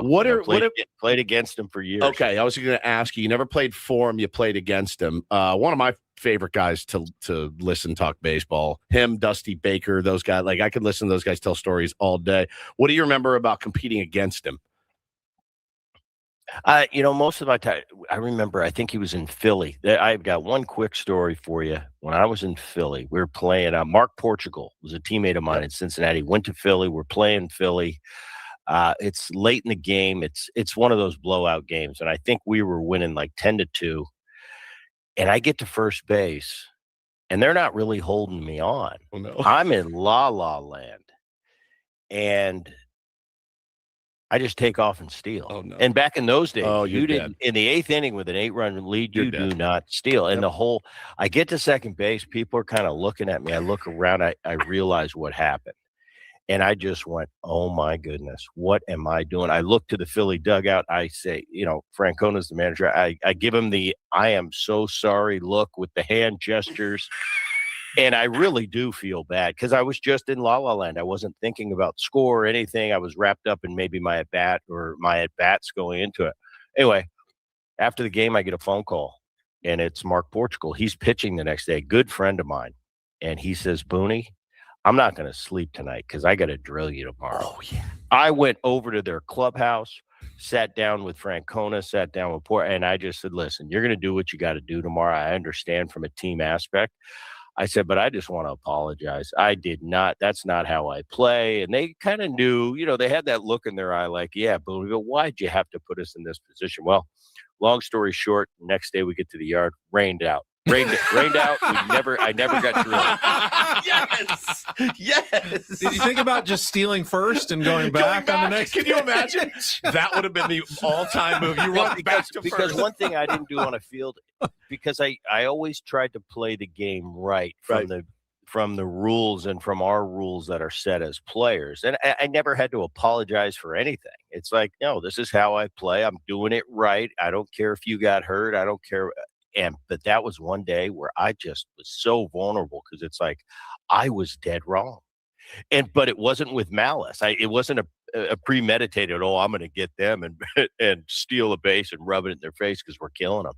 It was just one of those things where it's just a brain lapse. And I truly, that's a bad place to be when you feel bad because you know you were wrong. Yeah. And it just, you walk around life and it's almost like I can't even I can't hit, I can't play. I got to get this off my conscience. So that was one. But Francona, a consummate pro, played against for years, and then he went on to I believe after Philly was Cleveland. I'm not sure. Yeah. But yeah, we competed against each other for a long time. Well respected, man. Yeah, it's funny you bring that up, Booney, because like this morning I log into Twitter and I see a couple of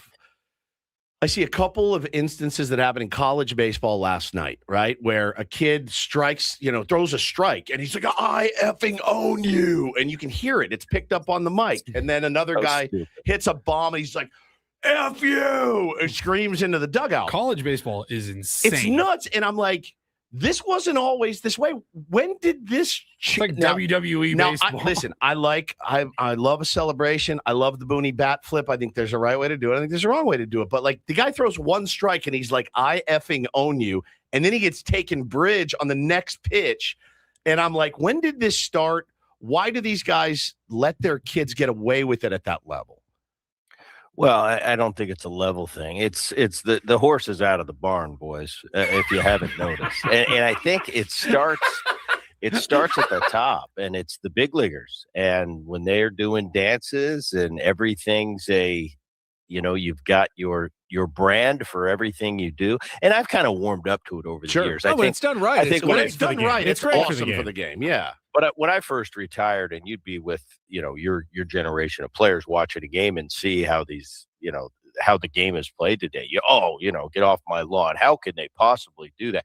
As I've gotten older, I've kind of warmed up to their style of play, and being back on the field last year, I really enjoyed this group, this generation. They're different than we were, a lot different, but I really enjoy them. They're a lot nicer than us, actually. They have more celebratory stuff they do on the field, but they're like nicer than we were as players. I told my guys in Texas last year, I said, you got to be kind of bigger jerks, Yeah. You kind of and it's tough, but I think it's just different. It's the way the landscape is now. It's all about branding. It's all about entertainment. It's all about social media. But like at the big league level, it's what these guys at the top tolerate. Let's say the old guard is a Justin Verlander type, who's at the end of his career. If that type of player, going to be a Hall of Famer, is kind of the last of my era. If they allow to flip your bat off the back screen, watch homers, and there's no consequences for that, well, then those are the unwritten rules of the day, and that's the way it is. It's not for me to decide how you play and how you behave on the field. It's the current players and the current rules they set up. Well, they've set them up this way where there's no holds barred, and it's kind of entertainment. That trickles down to the college level. Okay. That trickles down to the high school level. And I think the dads who watch big leaguers every day do dances and pitchers celebrate and yell. And, you're watching Trevor Bauer do his sword thing on Instagram all day. So it's one of those things where it's just kind of the culture now. And these young players, they're very at a point in their life where they watch the big boys. They watch their heroes on TV. And if they do it, then it's going to trickle down to the youth. Bret Boone with us. Insider Calls presented by Grainger. Speaking of entertainment, Padres, Dodgers, 2 great games. I mean, I know early season, but just always feels like when these teams battle, it means just a little bit more. And I don't think either side can deny it at this point, Bret. No, I think it's awesome. It's been a great rivalry. What San Diego's done with this team in the past 5-6 years, the fan base that's kind of in San Diego now and shows up to Petco Park, it's a great atmosphere. The ownership's done a wonderful job with marketing these Padres, and it's a good product. I'm looking at this team, though. It makes no sense. The start to this season is crazy. To say that Tatis has no homers, Machado hit one last night, but is off to a real slow start.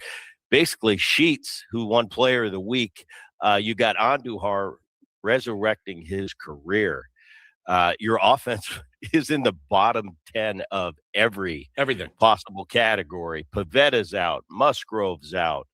You're getting Giolito, Bueller. You're resignating. You're getting Bueller from the Dodgers, trying to revigorate his career. It's amazing, all the parts. The one constant with this Padre team, and it's been this way for a while, that pen is lights out. That's an elite pen. I don't care where the numbers are, if they're not number one, whatever. Over 162 games, this is an elite pen if you keep those guys out there healthy. And the guys, the Merrills, the Machados, the Tatis, you have to expect eventually they're going to kind of get back to the numbers we expect from them. But in the meantime, it's on Duhar, and it's Sheets picking up, getting the big hits, hitting the big home runs.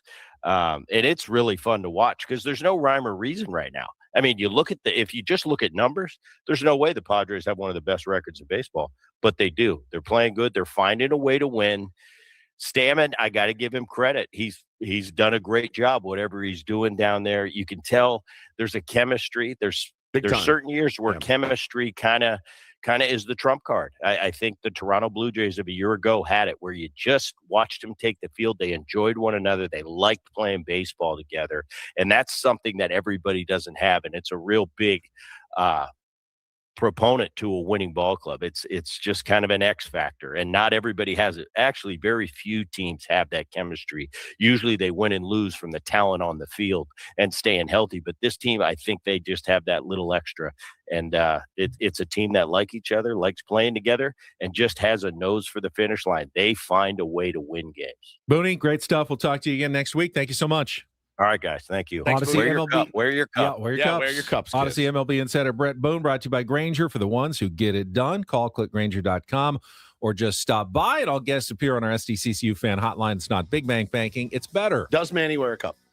No. No chance. I would say 0. Maybe like the least likely person I would think in baseball to wear one, Agreed. actually. Plays third base, by the way, where Yeah. they hit it routinely 112 miles an hour down there. All right, we'll come back. More Ben and Woods next on 97.3 The Fan.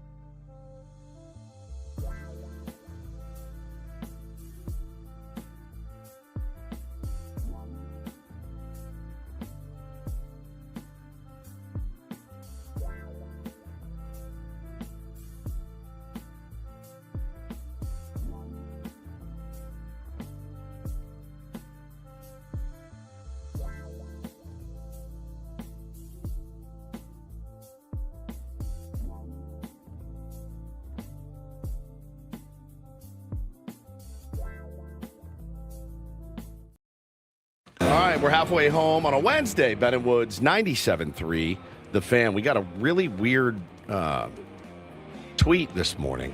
I'm Woodsy, that's Paulie, that's Benny. Ben actually brought it to my attention. From Barrett Sports Media, they talk about sports media. Obviously, it's right there in the name. It's like the trades. You have your trade magazines. Correct. If you're an architect, there's like architectural digest diary or something, whatever you get. And we have Barrett Sports Media that covers, sports radio around the country. Yeah. And it was the weirdest thing. I didn't know that they did this, but they did. And they put up, on this day in 2021, Ben Higgins and Steve Woods, you're tagged, I'm not, announced they had signed new deals to keep Ben and Woods on 97.3 The Fan in San Diego for the next 3 years. No likes, no retweets. It's the worst picture of us of all time. I want to die that they used it. I'm furious. Don't worry, chat. I'm pulling it up here. Okay. Well, I knew they did it because like 2 days ago, 2 days ago, I saw on this day in like 2022, Dan Orlovsky signs an extension with ESPN. And I thought, that's an extremely weird tweet to send. Like, it's so weird. You're commemorating the anniversary of a guy signing an extension deal to stay at ESPN where he's been forever. How does that make any sense at all? But then they did it with us today. It makes like, you're content farming, right? You're trying to get, I'm not retweeting that picture. I never would. I wish it was erased from the internet. Here it is. On this day, 2022, Dan Orlovsky signed a contract extension with ESPN. Same picture, same AI generated picture that they did with us. Except it's Dan Orlovsky. So in that time, though, we have done really well and created a really great show and with an incredible audience. I want to speak to the audience really quickly here because you guys yesterday blew me away. Got on the air, I think it was in the open, and was talking about my Zin excursion, looking for cinnamon Zins. And there was a couple of places that were, shady behind the scenes deals where you could still get them for triple the price, but you do it because, as I said, it's a drug. I'm addicted. I'm trying to, not chew tobacco. The Zin is just nicotine salt. Not that it's super healthy for you. It's not. But it's better. It's a better alternative. And I talked about having to go to a couple places. Both of them were out. And they said, they're just cracking down. And I said, oh, man, what a bummer. I must have gotten 25 DMs. There are Zin being shipped here from all over the country. And I mean there's some coming from Seattle. There's some coming from Arizona. People are bringing stuff to Chicago when we go on our trip next month. Like next month, we're going to Chicago with the listeners. One of the tier ones is like, I don't know if anything can fit in my suitcase, but I'm going to try to get as many as I can. I'm like, what is happening? Guy tweeted yesterday, hey, anybody in the military, we got to help our boy out. I'm like, please, I don't want to make this an international incident. But I just wanted to thank you guys. I look forward to the little packages. I did have to send out a few Venmos yesterday, by the way. So meeting a guy Friday after work to pick some up. It's like your own Amazon.com. Yeah, Amazon. That's really, really good. Amazon. So thank you for caring about us. I mean, by caring, meaning enabling Woods. Yeah. With his nicotine addiction. Smuggling. Well, yeah, I told my family about the story. About I'm going to do it anyway. Compartment at the liquor store you went to, they were blown away. It's incredible. Yeah. It was just incredible. But the tier ones, again, thank you for caring so much. I could use about $5,000 too. If you guys are in a generous mood, I could use It's not an insane. A GoFundMe is set up for Woods to pay for his Zin addiction. I had a ton of people in my DMs as well. Like, hey, I live here. Hey, I work here. Hey, I know a place here. I know a spot. And I'm thinking, thank you. And people are like offering, like, let me know what you want. I can have it in the mail, by the end of the week. And I'm going, yeah, but like, we're probably talking about $100 per person. Yeah. And I'm like, don't really feel like dropping like $800 on Zin today, but I appreciated every single person that reached out. You guys are incredible. That is something that is unquestionably wrong. But I have seen it a couple of times now because we live in the year 2026. People who set up GoFundMe accounts just because they want something cool. I've seen that they can't afford. Buddy. Not because, their house burned down in a fire or they lost their job and are trying to, make rent. They just, I've always wanted to own a Steinway piano. I can't afford it, so I've set up a $87,000 GoFundMe. And if anyone wants to donate money so I can buy this, piano or whatever it is they want, they just do it. There's a 1952 Mickey Mantle rookie card on eBay. Yeah. I think I'm going to start a GoFundMe. I really, really would like that. I can't believe you ripped this scab off, but you did. So I'll just go through the litany of the ones that I've seen since I've been here in 15 years. These are all former media members as well. One guy left San Diego and moved to a remote island and said, I've always wanted to run my own radio station, and I'd like you guys to pay for it. And set up a GoFundMe in the most remote place. Just left, moved to the island, was like, I'm here now. Yeah, I'll start a radio station, and I'm going to get all of my old listeners to pay for it. And it's a million miles.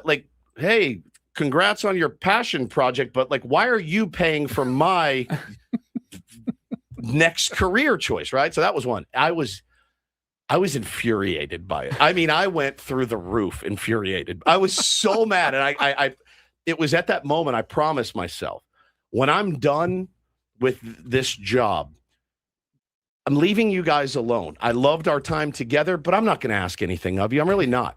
I don't need you to fund my lifestyle. There was another one. This was a tough one because I worked with this person too.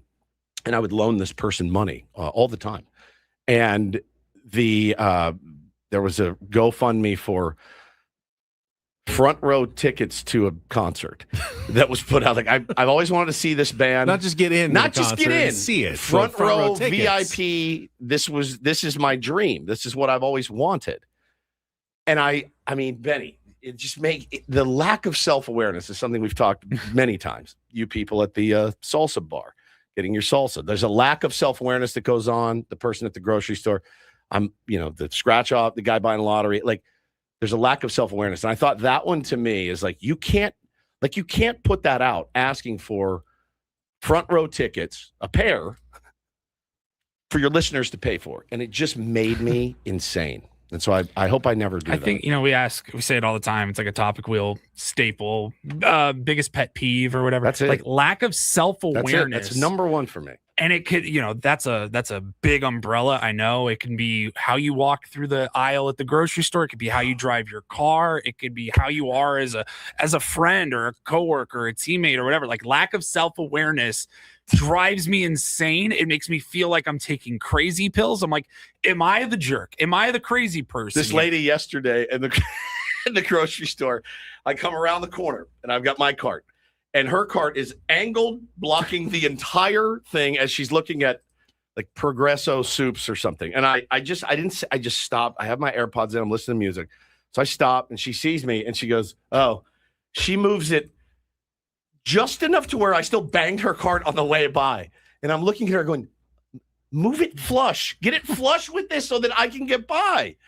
There's none. It doesn't exist anymore. It doesn't. But listen, I will, if you're sending these in, I'm paying you for these. I just appreciate the effort and the caring for it. Now, you say that when you're done and retired from radio, you're not going to ask anything of the tier ones. Nothing. SD Brothers wants to know, can the tier one still reach out to you as the concierge of San Diego even after you're retired? Absolutely. Or not. is that how you fund your lifestyle later? Absolutely. Yes, but I'm not charging for concierge services. Yes, I could actually start a real concierge service. How about this? All right.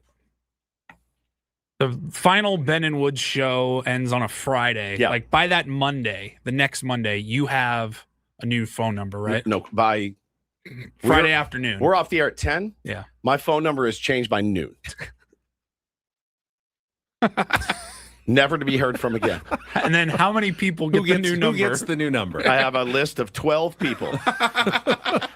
And I hope you guys are lucky enough to be on it. It changes. It's an evolving list.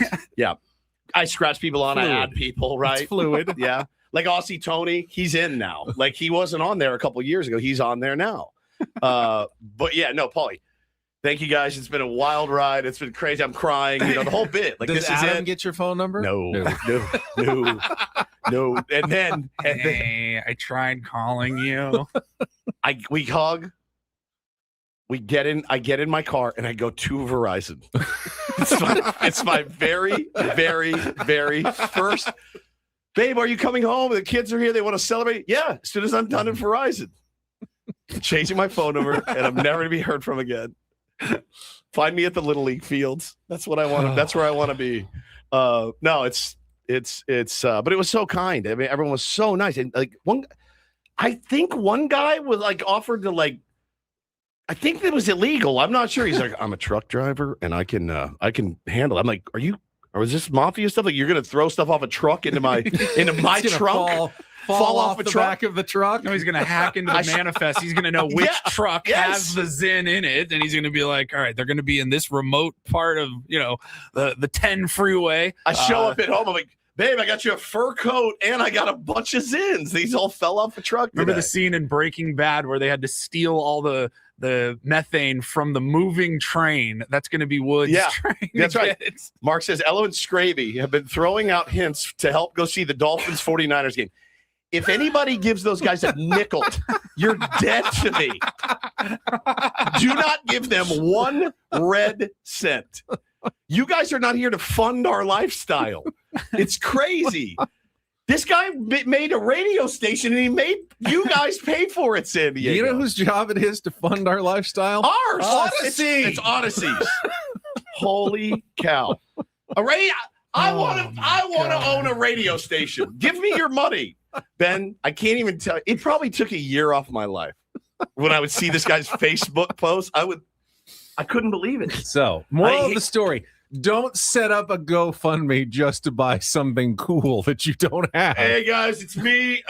Beautiful day here in blank, and this is beautiful. Look at this. Here, look at the palm trees. I know you guys are slogging through your 9 to 5, but if you could give, I'm trying to get this radio station off the ground. That'd be great. I want a Les Paul guitar. I'm not going to ask you guys to pay for it. I'll just go buy it.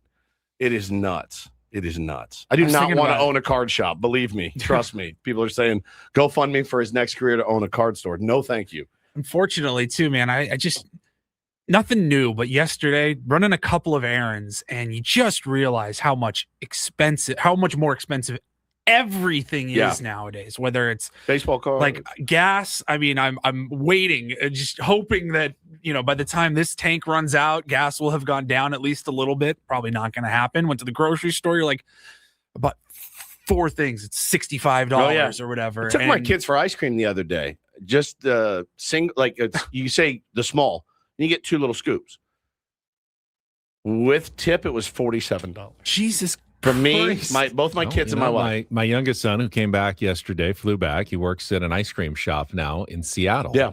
And I mean, he says it's great because the tips are huge, on the $40 to $50, all the tourists coming in buying ice cream. Here's the funny thing, though. You can see he's got his 2 arms are different now. His right forearm from scooping ice cream, like Popeye. Ooh, is he a righty or a lefty? He's a righty. So we said, Graham, you're going to have to start scooping with your left a little bit. I got bad news for you. You are getting lopsided. I don't know that that's from scooping ice cream. Just FYI. It's a likely story. No, they trained him on technique to try to not injure himself.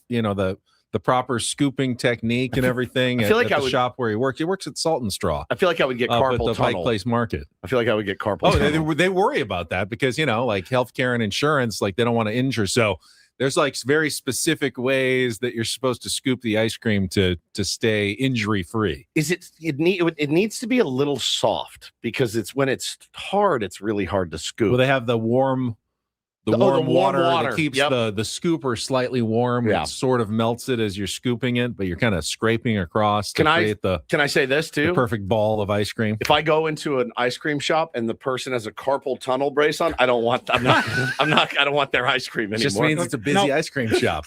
I don't want it. I'm good. I think I'm going to go get a salad instead. I don't want it. I'm sorry. Those things freak me out, and I need one. I have carpal tunnel, and I need one, but I won't wear one, so it tripped me out. The cashier at the store, just getting them in the carpal tunnel brace. Oh my gosh! All right, we'll have more Padres to discuss. I would like to ask the question coming up this second half of the program: do we have enough information now? Do we believe that the Padres and Dodgers are more evenly matched than we thought at the beginning of the season? I mean, the same number of losses. We just saw 2 games in which they were both decided by 1 run, with good pitchers on both sides. Is this going to be an evenly matched race throughout the season? Is that what we believe now as San Diego Padres fans? No. We'll discuss it coming up on the program. First, though, it's time for Take on Woods. If you want to be our contestant when we come back, 833-288-0973. I will throw out if Max wants to get in. Remember, I told him he had the offer to do that wild card category that's that right. I messed up yesterday. Right. So if you want to call back, Max, I'll put you to the front of the line. If not, anybody's got a shot at it. 833-288-0973. Chance to qualify for the trip to Las Vegas at the Westgate $500 gift card. That is coming up next with Ben and Woods after a check of traffic on San Diego's #1 sports station, 97.3 The Fan. Yeah, after traffic and after your old pal Woodsy tells you about the EcoWater SoCal system that you can get in your home. Delicious, alkaline, mineral-rich water. You got them jugs. I do. You know that. Balances your pH, fuels your body with filtered luxury every single day. No plastics, no poison, just satisfaction every single time. We always talk about how much the kids and the wife and the cats, they love the EcoWater. We have it coming from every faucet too. You can just have one. You don't have to have it coming out of everywhere, but I recommend it because hard water damages your appliances and dries out your skin, dries out your hair. So we've got it coming out of every faucet in our home, and we're very happy with the system. You would be too, should you get it in your home, by calling 760-350-3338. 760-350-3338, or go to ecowatersocal.com. They do offer financing up to 84 months as well. Kind of a no-brainer at this point, guys. If you're still getting the big jugs dropped off at your home, having to lug them inside, they sit out in the sun all day, not ideal for you. All right, so get the EcoWater SoCal system. Again, go to ecowatersocal.com. Let them know Woodsy sent you. Not everything in life should be hard, especially your water. Keeping it soft since 1925. It's EcoWater SoCal.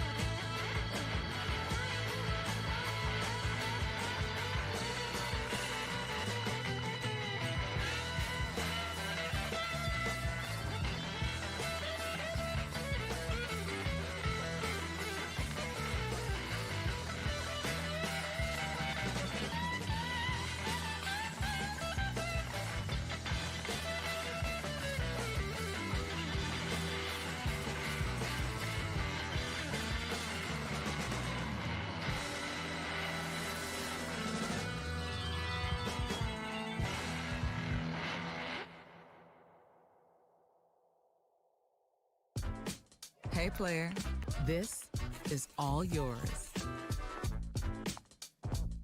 This room with this view.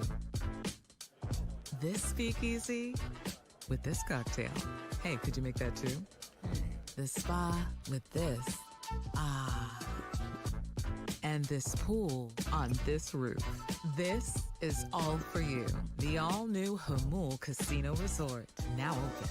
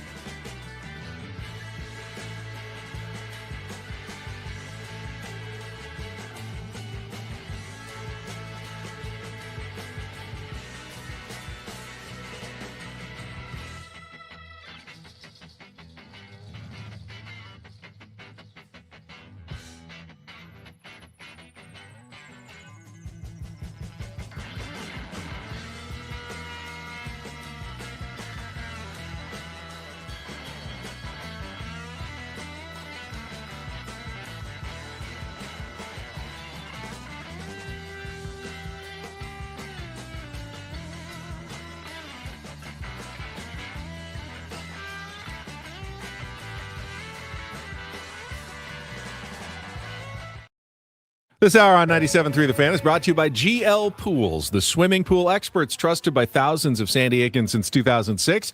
Baseball is back, so is swim season. Make sure your pool is ready. Call now, mention radio for a free month of pool service. When was the last time you were in the pool? Oh, man, when was the last time I've been in a pool? Ooh. Way too long. I was in the ocean more recently than That's right. Than you were in the pool. ocean. I did take a dip last week. I'd like to go back I in went for my another spa one. day when I went to La Costa. That's right. I got in the pool in my spa day. It was nice. It's been a long time. I wish I had a pool. What do you do I'd be in it by every day. yourself at the spa? It's tough. pool? I've done it. You're not sit there to like swim laps. You look like a pervert. There's no question that you're there solo. Yeah. Right. And there's groups of women, there together. Couples. I was just rotating around looking at each group of women. I bet you I were was sitting in the pool. There's nothing else to do or look at. You can't do flips and stuff underwater. You're not playing football with a buddy. Oh, yeah. Your kids give you kids, something it's to easy. do. Like, okay, we're gonna run. And You you're gonna dive, dive in I'll and throw it to catch you. the ball and play that a million times. But yeah, by yourself, just in the pool, is kind of a weird, awkward. It is. How long can you situation. make it? I'm 10 I minutes. was like 12 minutes. I'm like 10 minutes. I'm like, I got to get out of here. This is so uncomfortable. I remember being in Vegas. It was just so damn hot. I was like, I'm getting in the pool. Yeah. And Megan stayed under the umbrella in the chair, like near the pool. And I was kind of just like on the, the edge of the pool, just kind of hanging out, but staying cool. Because otherwise I'm like, well, what else am I like? Again, you're not there to like swim laps and work out. So you're like, what do I do just by myself? Marco. You just swimming underwater, Marco. trying to go from one side, holding your breath. Be like, babe, here, throw these plastic rings that sink to the bottom. I'm going to dive down and go get them. I've realized about myself, I find it hard to relax. If I'm at home, I can literally lay on my ass and do nothing, but I'm on my phone. But like, I can't, if I'm at a pool or a spa or something, I can't relax. I'm like, sometimes I'll take the deep breath and float like I'm a dead body in the pool. That's good. Yeah. But you can't do that for long. No. But so you're in the pool, right? You got your hairy chest out, which I know you've manscaped it a little bit, but you're leaned up against the thing, and there's all these groups of women, and they're like, oh no, look over there. Look at oh God, who's this guy? And he's looking at us. I swear his glasses just went from prescription to dark because you're out in the I don't sun. wear glasses at the pool. You don't wear sunglasses in the pool? No. No? No glasses in the pool. I love that move. Get No wet, they sunglasses? fall off. They fall to the bottom. You lose them. No, they don't fall off. They could. I suppose, but I've gone like underwater with my glasses. Yeah. They stay right on your ears. That's interesting. I can't relax in there. I got about 10 minutes in me, and I can't lay out by a pool all day either. I can't do it. No. So I go to Vegas or something like that. I'm like, all right, let's go back to the room. I can't do this Now, a anymore. lazy river? Lazy river, I can do yes. for a while. Water slides, I'm Yeah. in. Yeah. But It feels like a lazy river, even more so than a public pool. It just feels like Elite. you're just sitting in pee. it does. And chlamydia and all kinds of stuff. Yeah. It's gross. It's gross. But not where you went. It was really nice. No, it was nice. Small, though. It is small. Yeah. Yeah. Intimate. Yeah. All right. Do you want to play a little Take on Woods? We got some contestants on the line. Let's get to today's game.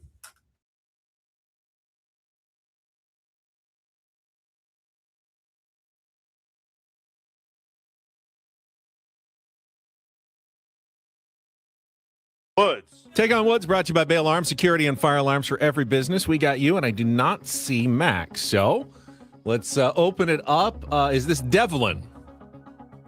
Yeah, good morning. Devlin, good morning. All right, here are the new rules. Means we just have 2 categories left this week. It's an either or. Your choices are going to be either music or the wild card. If you can beat or tie Woods, you will qualify for our grand prize, $500 gift card to the Westgate Las Vegas, including the no fees package, no resort fees, $75 daily dining credit, 2-day spa passes, and more, with special rates starting at $89 a night at westgatelasvegas.com. So the music category is It's Your Turn, 5 songs with the word turn in the title. The wild card, and we can play it, is called Title Tracks. It's movies and songs that share a name, and I'll explain it if you choose it. So, Devlin, which one would you like? It's Your Turn or Title Tracks? Music, please. All right, the music category, It's Your Turn. So, today we are looking for 5 songs with the word turn in the title. If you don't know an answer, say pass. We will come back to it if there's time left on the clock. First question's the 2-second song. Paulie will play a little music. You need to give me the song title and the artist. Remember, all the songs include turn. All right, Devlin, are you ready to play? Yes, sir. All right, let's put 60 seconds on the clock. The category, It's Your Turn. Your time begins when Paul plays the music. Good luck, Devlin. Let's take on Woods. Turn the page, Bobby Seger. Correct. DJ Snake and Lil Jon caught lightning in a bottle late in 2013 with which single that appeared on the Furious 7 soundtrack? Turn down for what? Correct. One of the first videos played on MTV was which signature 1980 hit by the Vapors? Oh, man, I don't think we can say it, but turning Japanese. Correct. The Byrds borrowed lyrics directly from the Bible's book of Ecclesiastes for which 1965 song that became a major international hit? Turn. Correct. Before they were working for The Weeknd, Loverboy rose to prominence with which 1980 debut single? Turn Me Loose. Oh, nicely done. Well done. Devlin, 5 for 5 in music. It's been a while, but you are qualified for the trip to Las Vegas. Stand in line. Paulie will get your information. Well done. Let's bring Woods back in. See if he can match that in music. That was well done. All right. We've got a music category for you today. All right. I think Woods might have heard me say well done as he walked in. So he knows the pressure's on. Yep. The heat is on. All right. No category for Woods. 60 seconds back on the clock. You never know. He could have gotten a 0. True. Gotten a 4. It made 4 is well done. Valiant A for effort. You don't know how tough the category is. True. 60 seconds on the clock. Your time begins when Paul plays our 2-second song. Good luck, Woods. Let's take on Devlin. It's Turn the Page by Bob Seger. Correct. DJ Snake and Lil Jon caught lightning in a bottle late in 2013 with which single that appeared on the Furious 7 soundtrack? Pass. One of the first videos played on MTV was which signature 1980 hit by the Vapors? It's the category. Is it Video Killed the Radio Star? No. That's the Buggles. Incorrect. The Byrds borrowed lyrics directly from the Bible's book of Ecclesiastes for which 1965 song. Turn. Correct. Before they were working for The Weeknd, Loverboy rose to prominence with which 1980 debut single? The Kid Is Hot Tonight. Incorrect. DJ Snake and Lil Jon caught lightning in a bottle late in 2013. Oh, Turn Me Loose. Son of a Turn Me Loose. And then what's DJ Snake and Lil Jon? Get Turned. Turned down for what? Oh, turned down for what? 5-3. That is Devlin all the way today. And It's Your Turn music category. You've been begging for music for like a week. I know. What was the MTV one? Turning Japanese. Oh, okay. That song's about. Do you know that? No. You didn't? I didn't know what it was about. You didn't know? I didn't really listen to the lyrics that closely. Yeah, it's about self-seduction. You are right that the Cool the Jerk Buggles was the first video ever played. Yeah, on Video MTV. killed the. Video killed the radio star. This was just one of the first videos. I feel like Jeremiah Estrada right now, to be honest with you. Your best category, but you got beat. That's right. All right, so all we have left is the wild card left on Friday. So if you call in on Friday, that's what you're getting. That's how the new rules work. There were a lot of songs about that, and like "Dancing with Myself" was about that.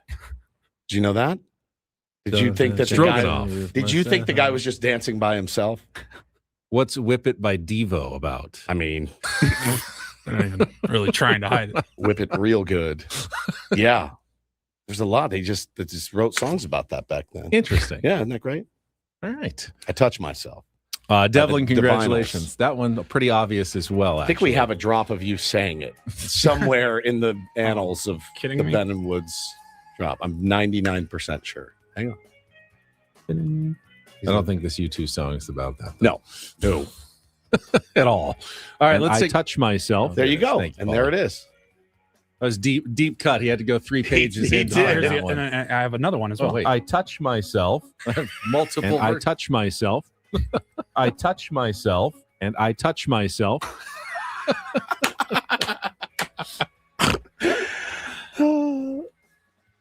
Thank you. We've got our MLB. I touch myself. And I MLB touch reach myself. around coming up next.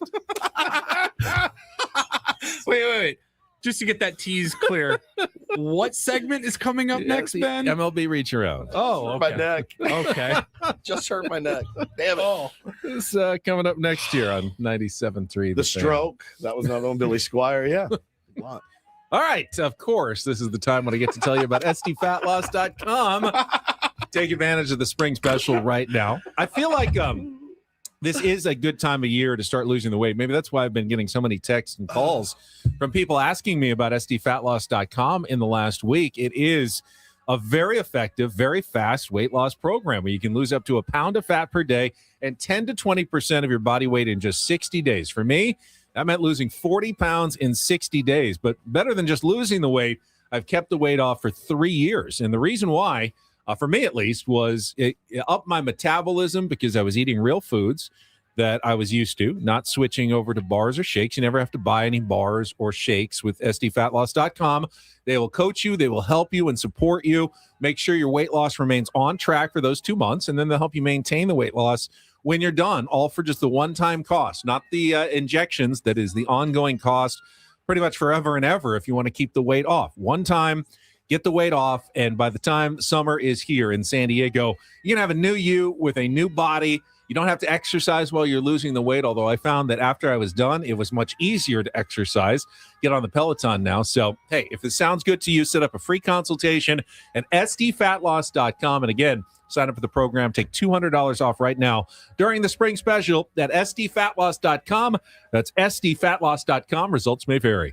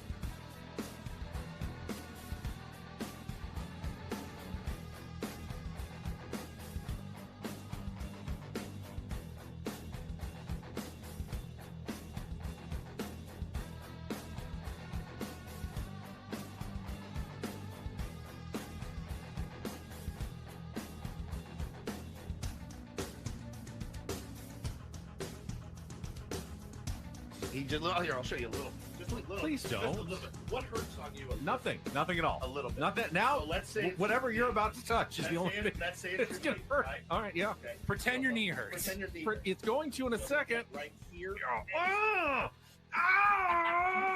That is not pleasant. Hey, player, this is all yours. This room with this view. This speakeasy with this cocktail. Hey, could you make that too? The spa with this. Ah. And this pool on this roof. This is all for you. The all-new Hamul Casino Resort, now open.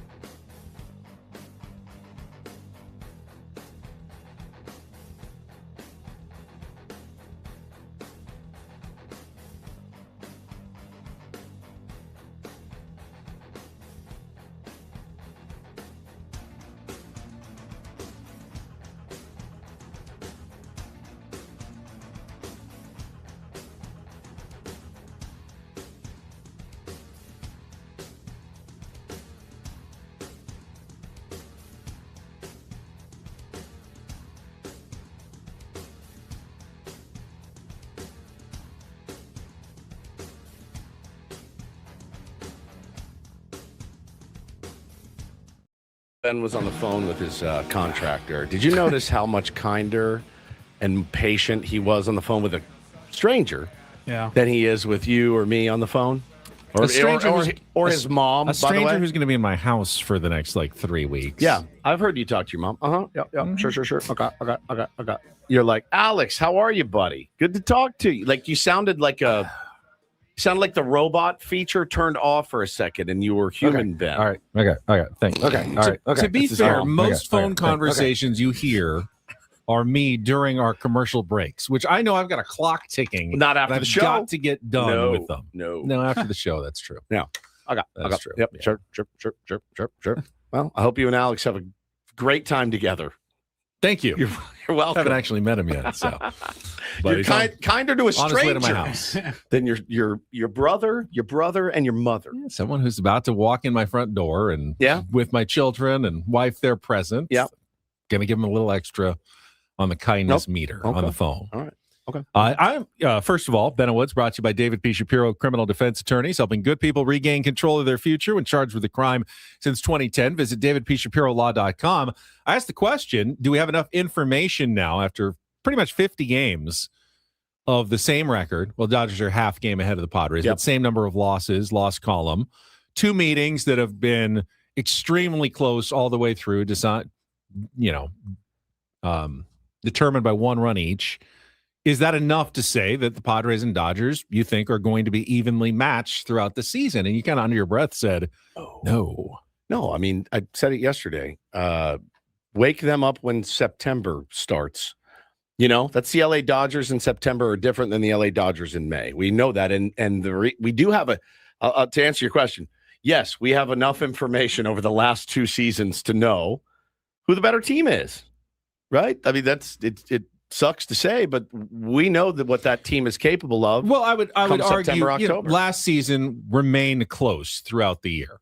I'm not saying that the Padres will win the division or won't win the division, but do you think it's going to remain close throughout the season, or will, as many people predicted before the year, Dodgers are going to pull away by a significant margin, win the division by 15, 20 games? But that's just the talk. And I don't think that's the case anymore. That's always the talking heads looking at the lineup on paper and the rotation on paper. And the Dodgers have made it evidently clear they're not going to operate that way. They'd be fine getting into the playoffs with 84 wins. They would be more than fine with that. And resting guys, getting guys, hot at the right time, which they've shown the ability to do. You can't look at them. You cannot compare your team to them. And you can't do it if you're the Braves. Well, do you want, when you see the Dodgers, do you feel like they're not trying to win the games? The Padres are trying much harder than the Dodgers right now? I just think that there is a different level that team has, and they're unhealthy as well, as Katie Wu mentioned yesterday. We also talked about some of the benefits of them having the Padres ability. have been quite unhealthy as well. Correct. Starting pitching especially. And I just think, look, at the end of the day, they're not a measuring stick. You can't measure yourself against them. You just can't. You always measure yourself against the other teams in your division. Because you have wins and losses. You're constantly measuring yourself, not just against the Dodgers, but are the Padres going to stay ahead of the Diamondbacks? Sure. Are the Giants truly putrid and we don't have to worry about them the rest of the year? But again, I think I don't think you could look at that organization and be like, yeah, we're in lockstep and we're neck and neck with those guys. I'd be really careful to do that. Last season, the season before are gone. Yes, the Dodgers won the World Series. The experience is not gone. The experience of a Game 7 against the Blue Jays is not gone. No, it's still the there. Padres have playoff game. How's that gone? How's that gone? I mean, they have the experience. Did the Dodgers get better? Experience of failure. I mean, the experience of playing an incredibly close game that came down to the wire. The Dodgers easily could have lost that game against the Blue Jays. Yeah, but they didn't. Does that change who they are fundamentally this year? Yes. So if is changed and crazy, the Blue Jays right? score, that fundamentally changes who the Dodgers are this year? 100%. With the same players? It's all cyclical because they won that World Series 2 years ago, right? Long-ass series, long-ass season, a little banged up to start, slow getting out of the gate, whatever. I don't actually remember how they started last year. But you know what I'm saying? They didn't run away with it, right? Yeah, they never really played as well as we expected them to. They didn't run away with it. They're off to a good start this year, but not kind of what everybody thought. It's the same thing. They're playing more baseball than anybody else, but they have more experience than anybody else. They've added $100 million or whatever, maybe more, to their payroll this year with Tucker and Diaz, and they've spent money. Like, their experience in the postseason of winning the World Series with their backs against the wall, yeah, I think it changes who you are as a team fundamentally because that core's still there. The fundamental thing was the Dodgers beating the Padres in the 2024 playoffs, right, with a 2-1 lead and the 24 scoreless innings. Because if the Dodgers don't do that, they fire Dave Roberts, and they're a completely different team right now. Instead, they win the World Series. That helped them win the next World Series, and now helps them become favorites to win this World Series. That's the fundamental difference right there. But in terms of just this season, I mean, every season's its own creature and entity, and I don't look back necessarily at other seasons and determine like this team is a different team. Like the Blue Jays. Well, look at the Blue Jays this year. I mean, they were a really good team. We heard Bret Boone talk about their chemistry last year. Can't figure it out this year. Yeah. They lost a couple of guys, but they added some players too. They lost though. I mean, they lost one they should have won. They lost a heartbreaker. Can you not see a hangover effect there of going like, oh my God, we were an inch away. Like they were an inch away. IKF gets one more step, the game's over. Miggy Rowe falls down on that ground ball. He should have fallen. Jeff Hoffman throws a fastball instead of a slider. Like they had the World Series won. They had their closer in to win the World Series, and they didn't. So I'm not really surprised that they're not guns blazing out of the gate this year. I'm not, but I mean, I get that there's an emotional element to it, but I mean, I would have to think like, man, we were so close, and we clearly proved ourselves to be a great baseball team last year. Let's keep rolling with that this year. We've added Dylan Cease and some great players. And now they're playing terribly right now. They are. But again, I think it's totally different. You ask if winning the World Series fundamentally changes you. Yes. And I think losing the World Series also fundamentally changes you. That's just an opinion. There's no way to back that up with science or anything else. None. Let's go through it a little bit. Right after traffic, we'll get to our MLB reach around. 855 Get Ross Traffic Center. Injured? Demand justice. Demand Jurowitz. 855GetRoss.com. In San Diego, the 5 northbound slow from the 54 to the 94. The 94 heading westbound sluggish approaching the 805, then slow all the way to the 5. I'm Sam Tidrick, Odyssey San Diego Traffic. This traffic report is brought to you by local and veteran-owned Manny's Sedano Ford. San Diego, shop local this Memorial Day at Sedano Ford. This veteran dealership is offering Ford employee pricing to everyone. Lease a 2026 F-150 for $478 a month with $1,000 down, or a Maverick XL for only $369. Visit SedanoFord.com for details. They're doing the reach around. They're doing the reach around. Everybody's doing the reach around. I usually start our look around Major League Baseball with the NL West, but why don't we start with the team we were just talking about? Toronto Blue Jays visiting the New York Yankees. Toronto Blue Jays now 21-27 on the season. Had a lead yesterday for Dylan Cease, 3-0. And then in the bottom of the inning, gives up a 3-run home run to Ryan McMahon. I mean, this was the Dylan Cease-iest of efforts yesterday. 4 hits, 9 strikeouts, but 100 pitches, 4 walks, 2 homers, and 5 runs allowed. Yep. And he ends up taking the loss and falling to 3-2. It's like everything good and bad about Dylan Cease all rolled up in one start. Ben Rice hit his 16th the next inning to give the Yankees the lead for good, and they held on for the 5-4 win. Do you know what I would do for Ben Rice on this team? Do you know what I would do? The depravity, Ben, of the things that I would do would shock your virgin eyes. Having a really good start to the season. 7 really good player. OPS over 1,000. Really good player. And 16 home runs. Yeah, he's having a really, really good season. I got a sweet relic card of him. It's got the pinstripe. Oh, it looks good. Another struggling team. The San Francisco Giants look like they're up 1 out away in Arizona when Ketel Marte hit a 2-out walk-off 3-run home run to give the Diamondbacks a 5-3 win over the Giants. Man, did you hear the audio of the walk-off? If Paulie can find it, it's everywhere. Marte hits the walk-off, and it's Kruko and Kipe. Who's the main guy? Kruko is the main guy. Okay, Kipe is the color, or is it the other way around? Kiper is the main guy. Kruko is the color guy. Okay, so he hits the ball. Paulie's digging for it right now. He barely says anything. Just they're so. I heard after the game that Tony Vitello looked pretty distraught. I heard he looked like he was going to cry after the game. Like it was a real kick to the throat for the San Francisco Giants.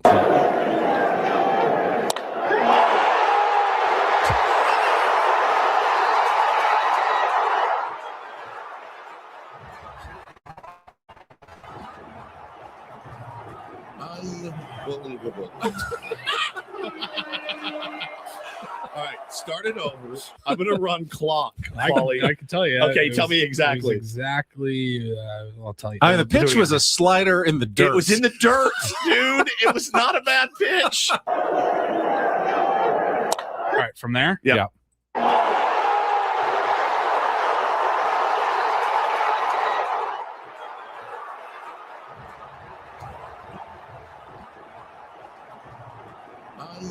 It was like 12 at 11 seconds before he utters one thing. Utters one word. Else. Ketel Marte, that's his first home run this year, hitting right-handed. He did it on a slider in the dirt. They're over it, man. They are over it in San Francisco. I guess we love to see it here in San Diego. We love to see it. Yeah, we love to see it. Elsewhere in the NL West, Kumar Rocker threw 7 2/3 shutout innings at Coors Field. The Rangers beat the Rockies 10-0. I can get to the rest of the reach around. When we kick off pause the reach around right in the middle. The reach around right in the middle. Oh, I hate that. Somebody just knocked on the door. I'll be there in a second. We'll get to that, and then a Riley Report headlines coming up next with Ben and Woods Woodsy, are you in here? Broadcasting live from the Bill House Studios. We know how on San Diego's #1 sports station, 97.3.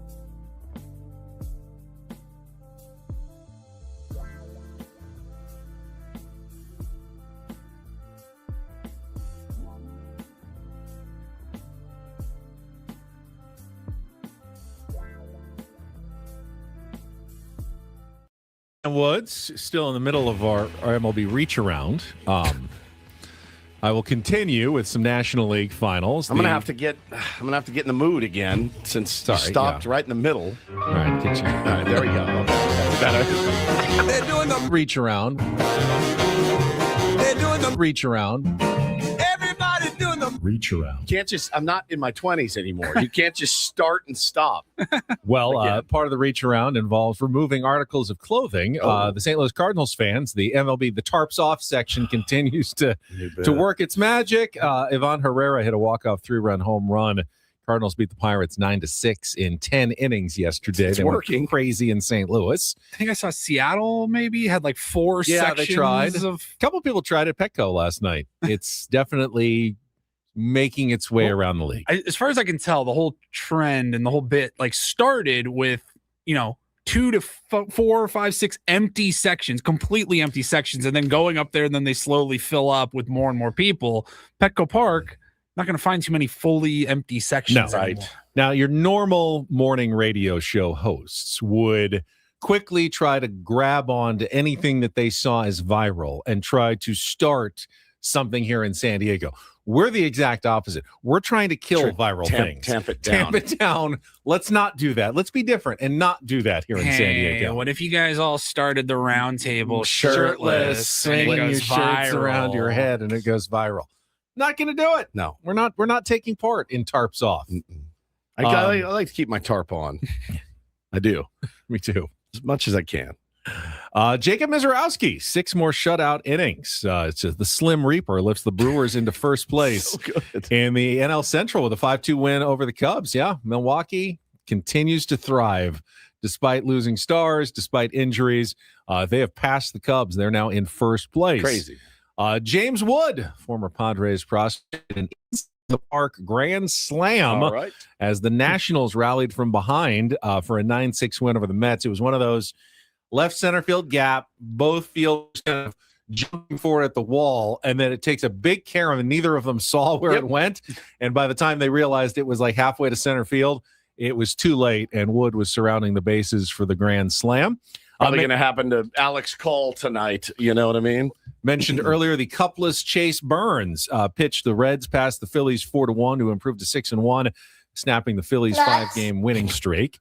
The Braves used a 3-run eighth to snap a 4-4 tie. They beat the Marlins 8-4. Isaac Paredes hit a 2-run home run in the first inning. The Astros made that hold up in a 2-1 win over the Twins. Jarren Duran went deep, 3-run shot to lead the Red Sox past the Royals 7-1. Mentioned Ben Rice's big 2-run home run as the Yankees topped the Blue Jays 5-4. Guardians over the Tigers 4-3. When was the last time the Tigers have won a game? So they have won. They've lost 12 of 14 though. Okay. And the Guardians have won 7 of 8. So they have put a lot of distance between themselves and the Tigers in the American League Central. Yandy Diaz went deep. The Rays continued to win. They beat the Orioles 4-1. White Sox got a 2-run ninth inning to turn around a 1-0 deficit. Another tough loss for the Mariners, 2-1 the final. And Nick Kurtz drove in 5 to lead the A's. He's unreal. Past the Angels 14-6. He's coming to Petco Park this weekend. Be very careful. I would do with Nick Kurtz, but if you are, he's just going to take his walks. I would do also those depraved things for Nick Kurtz too to be our first Ben baseman. Rice and Nick Kurtz. I'll take them both.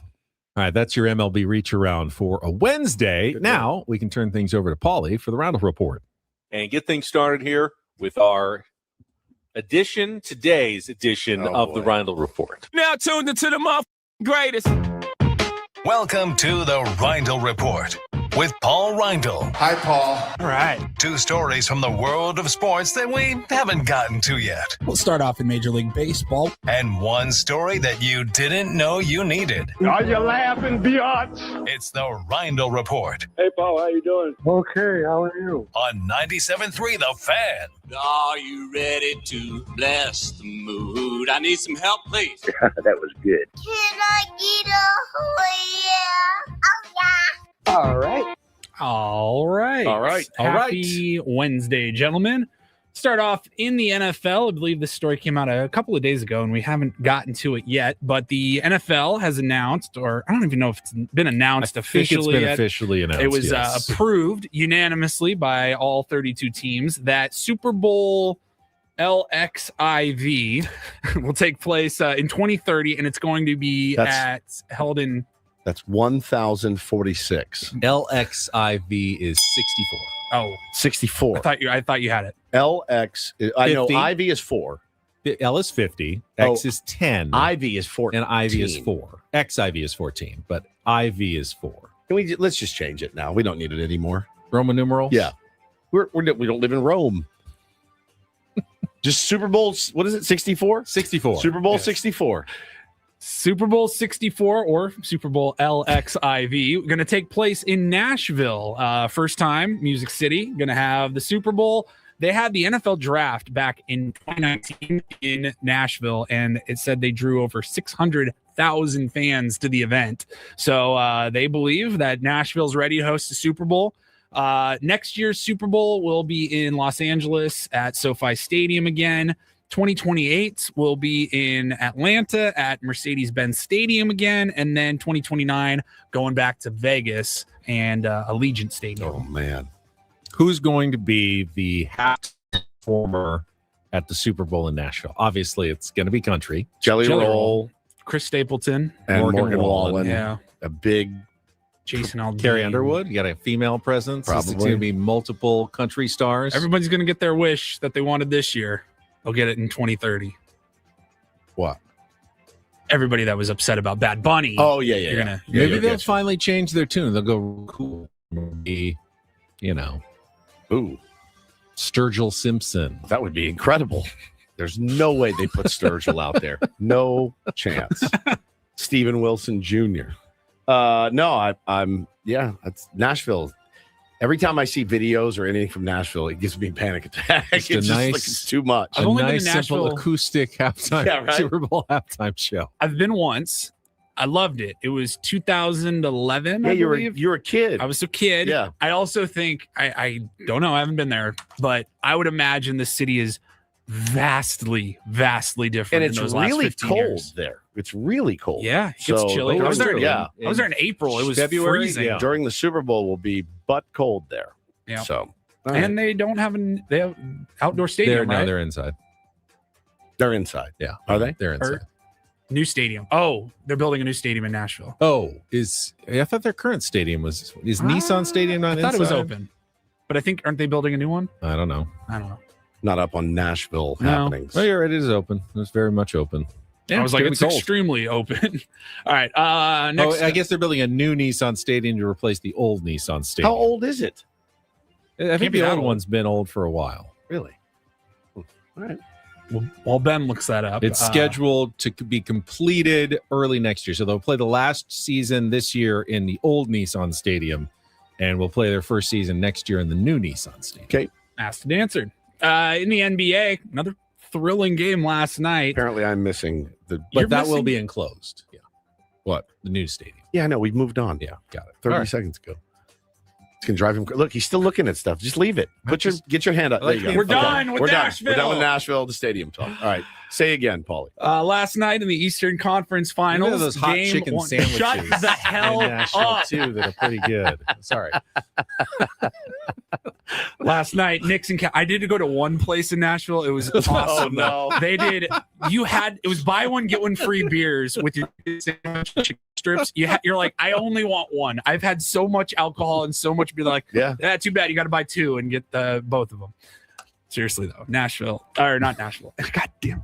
Oh, I don't think you can say that. I deleted it just All to right. be safe. We're gonna go to the NBA last night. Yeah, Woodsy, you're missing some good basketball. I get it. So I hear, man. Padres, Dodgers, So I hear. and a little bit tougher on the two screens, paying attention. I understand, but you are missing some Also, good you're games. forgetting I have zero rooting interest in any of these teams whatsoever. I think most of us probably do at this point. Cavs and Knicks, game one Eastern Conference Final. The Knicks won 115-104 in overtime, but that doesn't really tell the story No, it does not. at all because this game should have been over way before any of the overtime. The Cavs had a 22-point lead in the fourth quarter. Come on, man. And the Knicks were able to chip away, force Jalen Brunson overtime. was able to chip away. And Jalen chip Brunson's away. Yeah. unbelievable. He is so fun to watch. And they were able to force overtime, and then the Knicks just continued to roll. They outscored Cleveland 14-3 in overtime in the 5-minute period. And we also had one instance. Now, Mike Breen, I saw this. Fun fact, Mike Breen, he's the home broadcaster for the Knicks on whatever their network is. He also is the lead NBA voice for ESPN. ESPN has the rights to the Eastern Conference Finals. They also have the rights to the NBA Finals. So whether or not the Knicks go, Mike Breen, the Don Orsillo of the Knicks, will have called every single Knicks game this year. That's pretty cool. Because he had all the regular season games. Typically, the team broadcasters are off after that. Goes national, but it's the same guy. We did have, now he's known for the iconic call, deep 3-pointer late in the game, bang. Sometimes he doubles it up when it's really big. Bang, bang, bang, bang, bang. Yeah, only does he do? Bang, bang. Save that. I got it. Yesterday though, I think we had, I guess the only way I can describe it would be premature banging. Oh, okay. Save that, Paul. Merrill, 3-pointer. In and out on the halfway. Did you catch it? Yeah, oh yeah. 3-pointer. In and out. That one halfway. Wow. He thought that ball was in. It did the whole around the world spin, hit every part of the rim, and came back out. And 3-pointer. In and out. That one halfway. Oh, he wanted it. Mike Breen, where do you want to go to lunch? Burger King or In-N-Out? Think about it. In and out. In and out. That's the wise choice. Yeah, good choice, Mike Breen. Tonight in the NBA, game 2 in the Western Conference Finals, San Antonio has the 1-0 lead. The game is in Oklahoma City, so San Antonio able to steal game 1 the other night. Can they steal game 2? Wemby, look, if you get a chance to even flip over during a commercial break, a couple of minutes of Wemby, it's worth it. He's every bit of appointment television. All right. I did this off the air, so I'm going to do it on the air. Not a gambler, but in my mind, this is a good bet on the Thunder. The Spurs have played what's the spread? 2 unbelievably hard games in the last 4 days.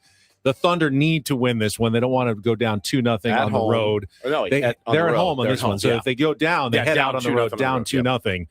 They've got to win this one. They're going to put everything into it. The spread's only 6.5. I feel like they win this one by double digits pretty comfortably, and then the series is on, going 1-1 to San Antonio. I'm usually wrong about such things, which is why I don't do the you bet the books kind of segments here. I'm sure Adam would love if I would do those, but I'm too often incorrect. But that's my take on this one tonight. Okay. All right. Finally, we will wrap it up. Love a good story about Florida man. Don't have a story about Florida man today. The next best thing, I think, though, is probably Texas man. Agreed. And boy, Texas man was at it the other day. This one's going to hit a little close to home for, one of us in this room.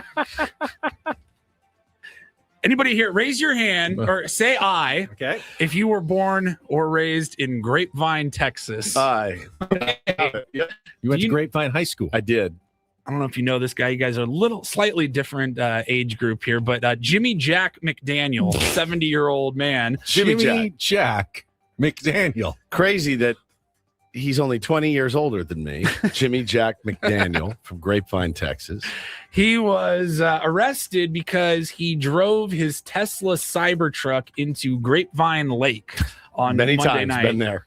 I was not familiar with this, but the Cybertrucks, they have something called Wade mode, which I'm not sure what it's meant to do right now because it definitely didn't work for Jimmy Jack McDaniel. Wade mode.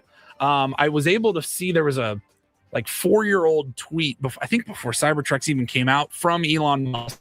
Said Cybertrucks will be waterproof enough to serve briefly as a boat, so it can cross rivers, lakes, and even seas that aren't too choppy. So flooding season. You're in Mission Valley, right? And in flooding season, and you can put it in Wade mode, and apparently it lifts the truck. It's supposed to be able to go across, protects the battery from getting wet, and then you can go across, which I think in theory is a decent idea. I'm sure that local officials would still dissuade you from trying to do that, but theoretically you can do that. It's for like a creek. Yes, or a crick, as we call it. Camino de la Reina, it gets a little bit flooded.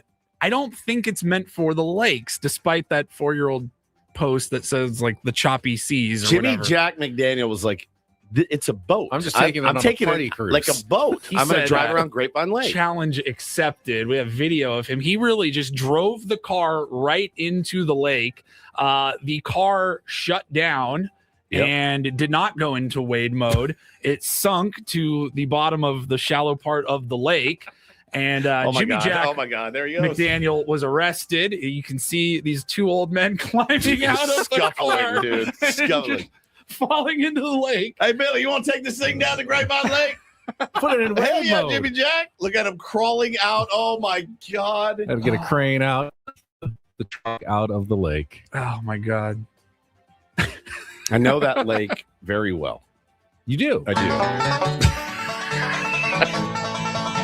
They were at an area of the lake that I think it's called. It's called. Katie, I have it right Katie here. Wood. It's at Katie Woods. Boat Park boat ramp.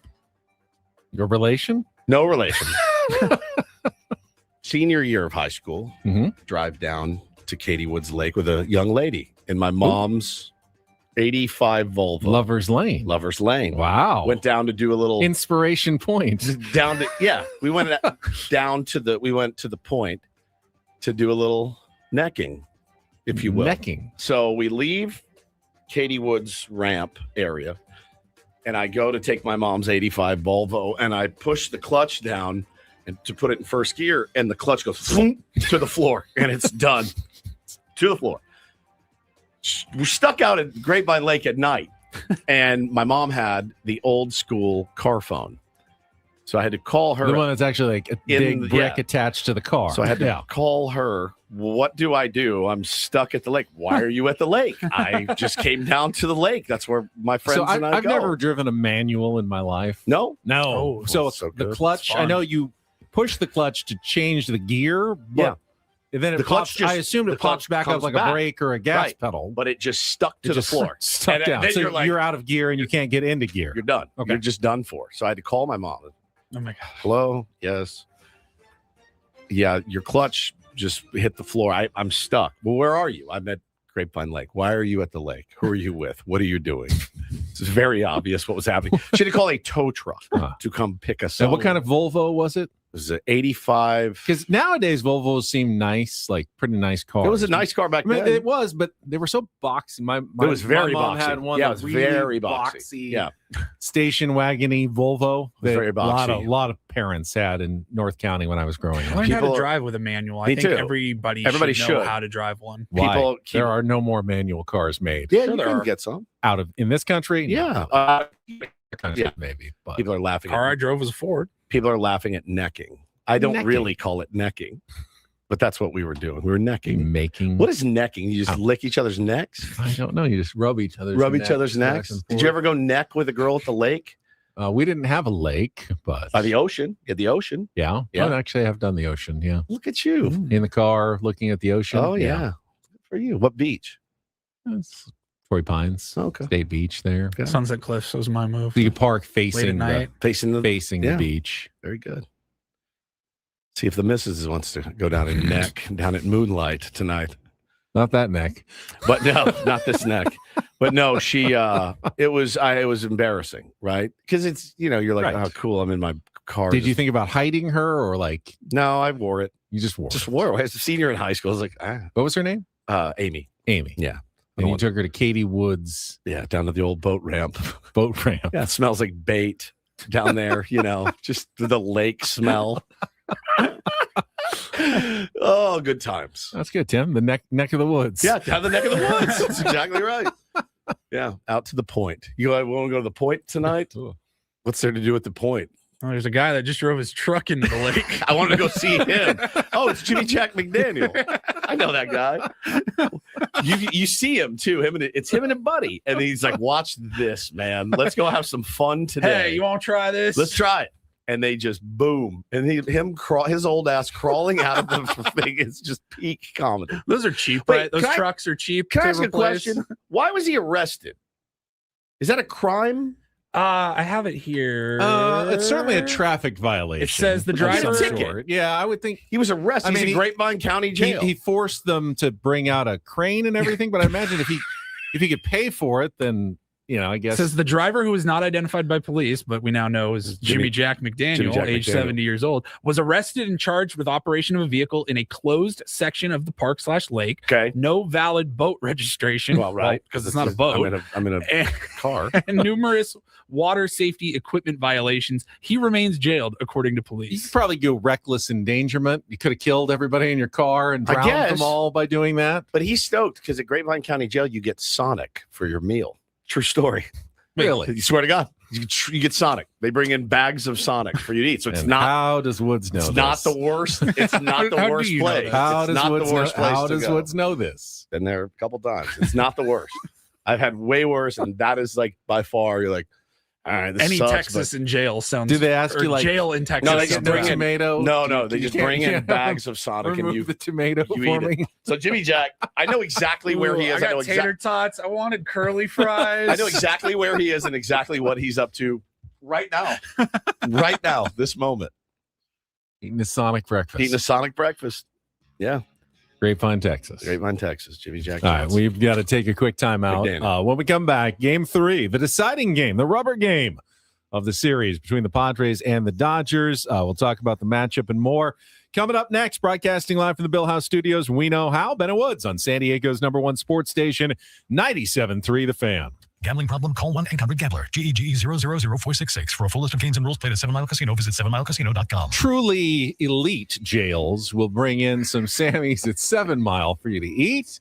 Maybe get one of the barbecue chicken pizzas, or even better yet, Kung Pao chicken in jail. That would be very elite. That's the last place you feel like when you're there. Though. No. You feel like you're free and having a great time playing all the card games you love to play.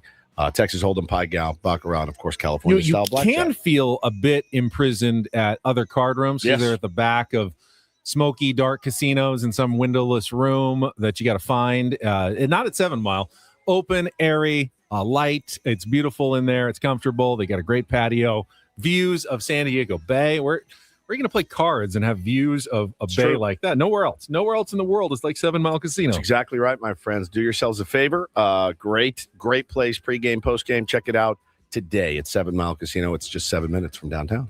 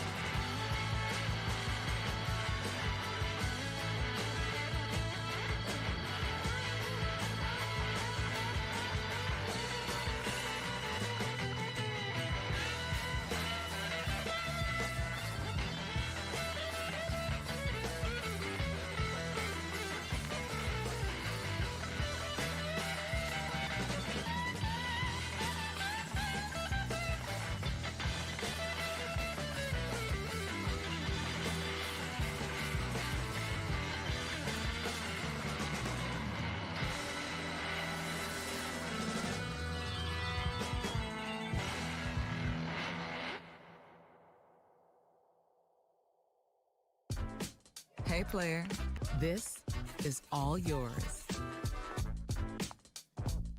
This room with this view. This speakeasy with this cocktail. Hey, could you make that too? This spa with this. Ah. And this pool on this roof. This is all for you. The all-new Hamul Casino Resort, now open.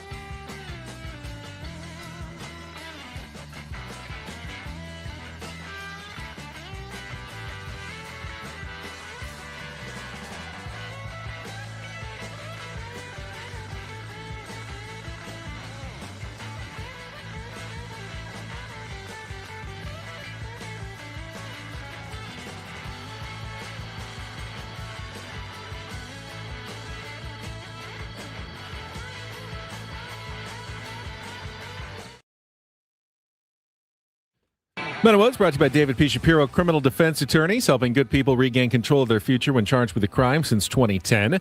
Visit davidpshapirolaw.com. If this was 1978 and I was looking at the matchup between the Padres and the Dodgers tonight, say Randy Vasquez is 5-1, Shohei Ohtani is 3-2.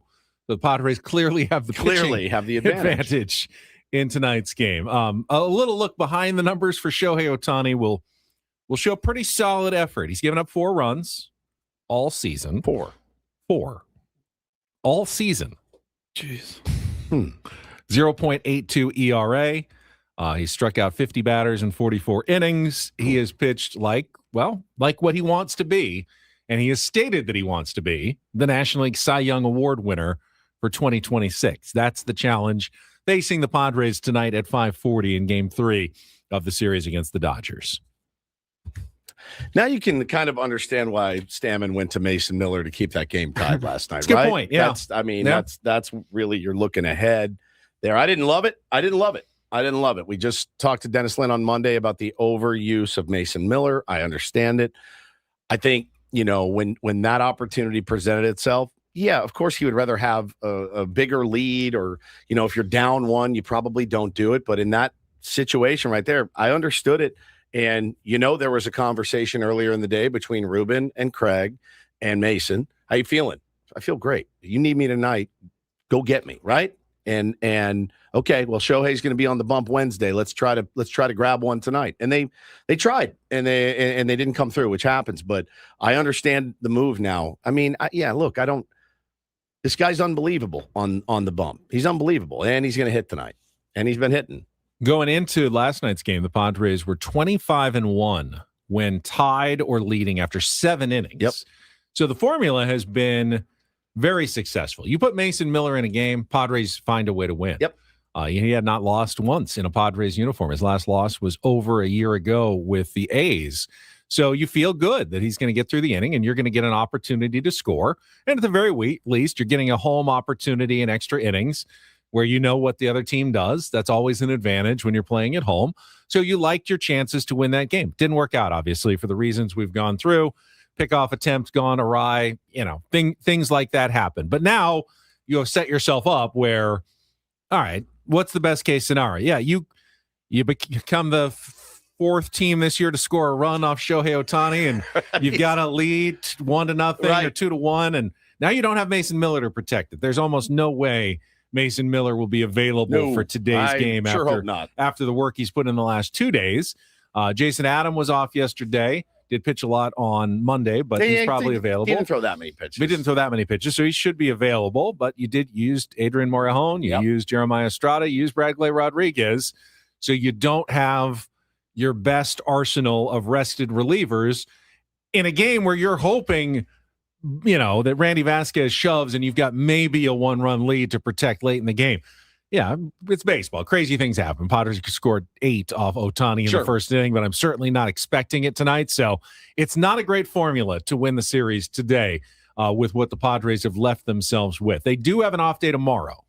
So, Craig Stammen can get maybe a little more aggressive with some of the guys who pitched yesterday, knowing there's no chance they'll pitch tomorrow. He can always give some of them a day off on Friday as well against the A's if he really wants to give it 2 in a row. How many did Morejon throw yesterday? They were high stress pitches. I don't know how many he actually got to yesterday. Very high stress. They got yesterday. Morejon was 19 pitches. Estrada was 18. Bradley was only 14.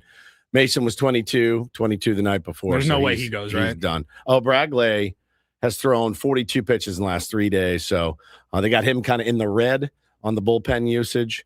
But yeah, I mean, look, you gotta score off Shohei Ohtani. So that's the plan today. His pitching savant page looks like a murder scene. Like Mason Miller's. Yeah, like Mason Miller's. It's pretty nasty. So yeah, you go up there, do your best. I don't know what to tell you. I understand why he chased that win last night. I really do. I think Padres need to go into this game going, hey, free and easy. You know what? No one expects us to do anything in this one. Take some pressure off. Maybe you get a couple of swings in, run into a lucky one against Shohei Ohtani tonight. Maybe this is what Fernando Tatis Jr. needs. Couldn't hit a home run off anybody else. Hit one off Shohei Ohtani. I'm telling you that he has given up 2. The pitch last night that Will Klein threw him, I'm like, the second it left his hand, I go, it's got to go. It was right there, and he hit it hard, but he banged it right into the ground to third base. But that was the pitch. If I'm him, that's the one I'm looking at going, all right, what did I do wrong there? Because I thought it was a really, I never say it was an easy pitch to handle. It wasn't. But for him, that's right in the old happy zone for Fernando Tatis Jr. And it was a mistake, and he got away with one. So a lot of guys are going right after Fernando, right now. So until he gets it going, man, that's what they're going to do. So you know what's happening. Like, know what Shohei's going to do. Any thoughts on the lineup tonight against Shohei? Oh, man, let's see. Sheetsy's got to be in there. I wouldn't be surprised if Bryce Johnson got a start tonight. It's been a while. Get another left-handed bat in there. You can play a little small ball with him. Perhaps. It's a little small ball with him at the bottom. Tonight's a night I could even see Tatis getting a day off today. I mean, tonight's a night where you do what you got to do to score a run, really, honestly, off a guy of his caliber. I mean, Bryce Johnson is that pesky. Yep. He probably won't do anything, but hey, he gets on base.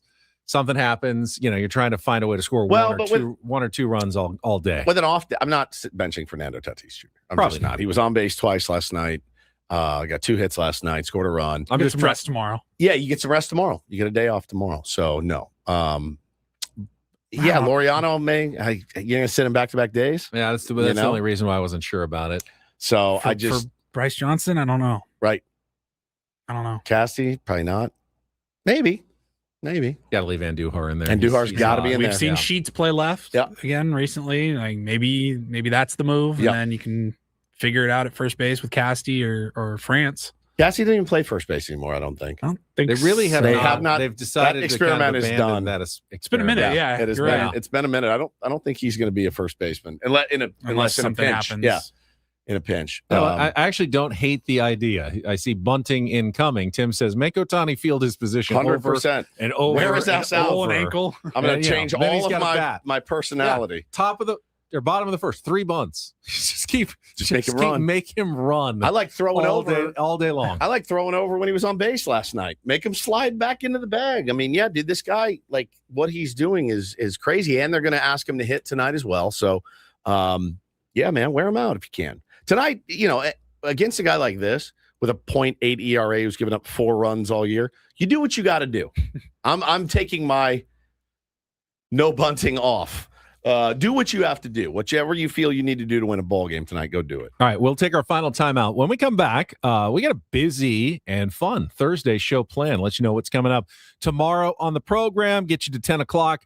Braden and Frank coming up. It's Ben and Woods on San Diego's #1 sports station, 97.3 The Fan. Yes, indeed, Benjamin. But San Diego, listen up. Wanted to tell you about the incredible deals going on right now at Sedano Ford in La Mesa. My pal, Manny Sedano, your pal, too. He runs a local veteran-owned dealership built on grit and integrity.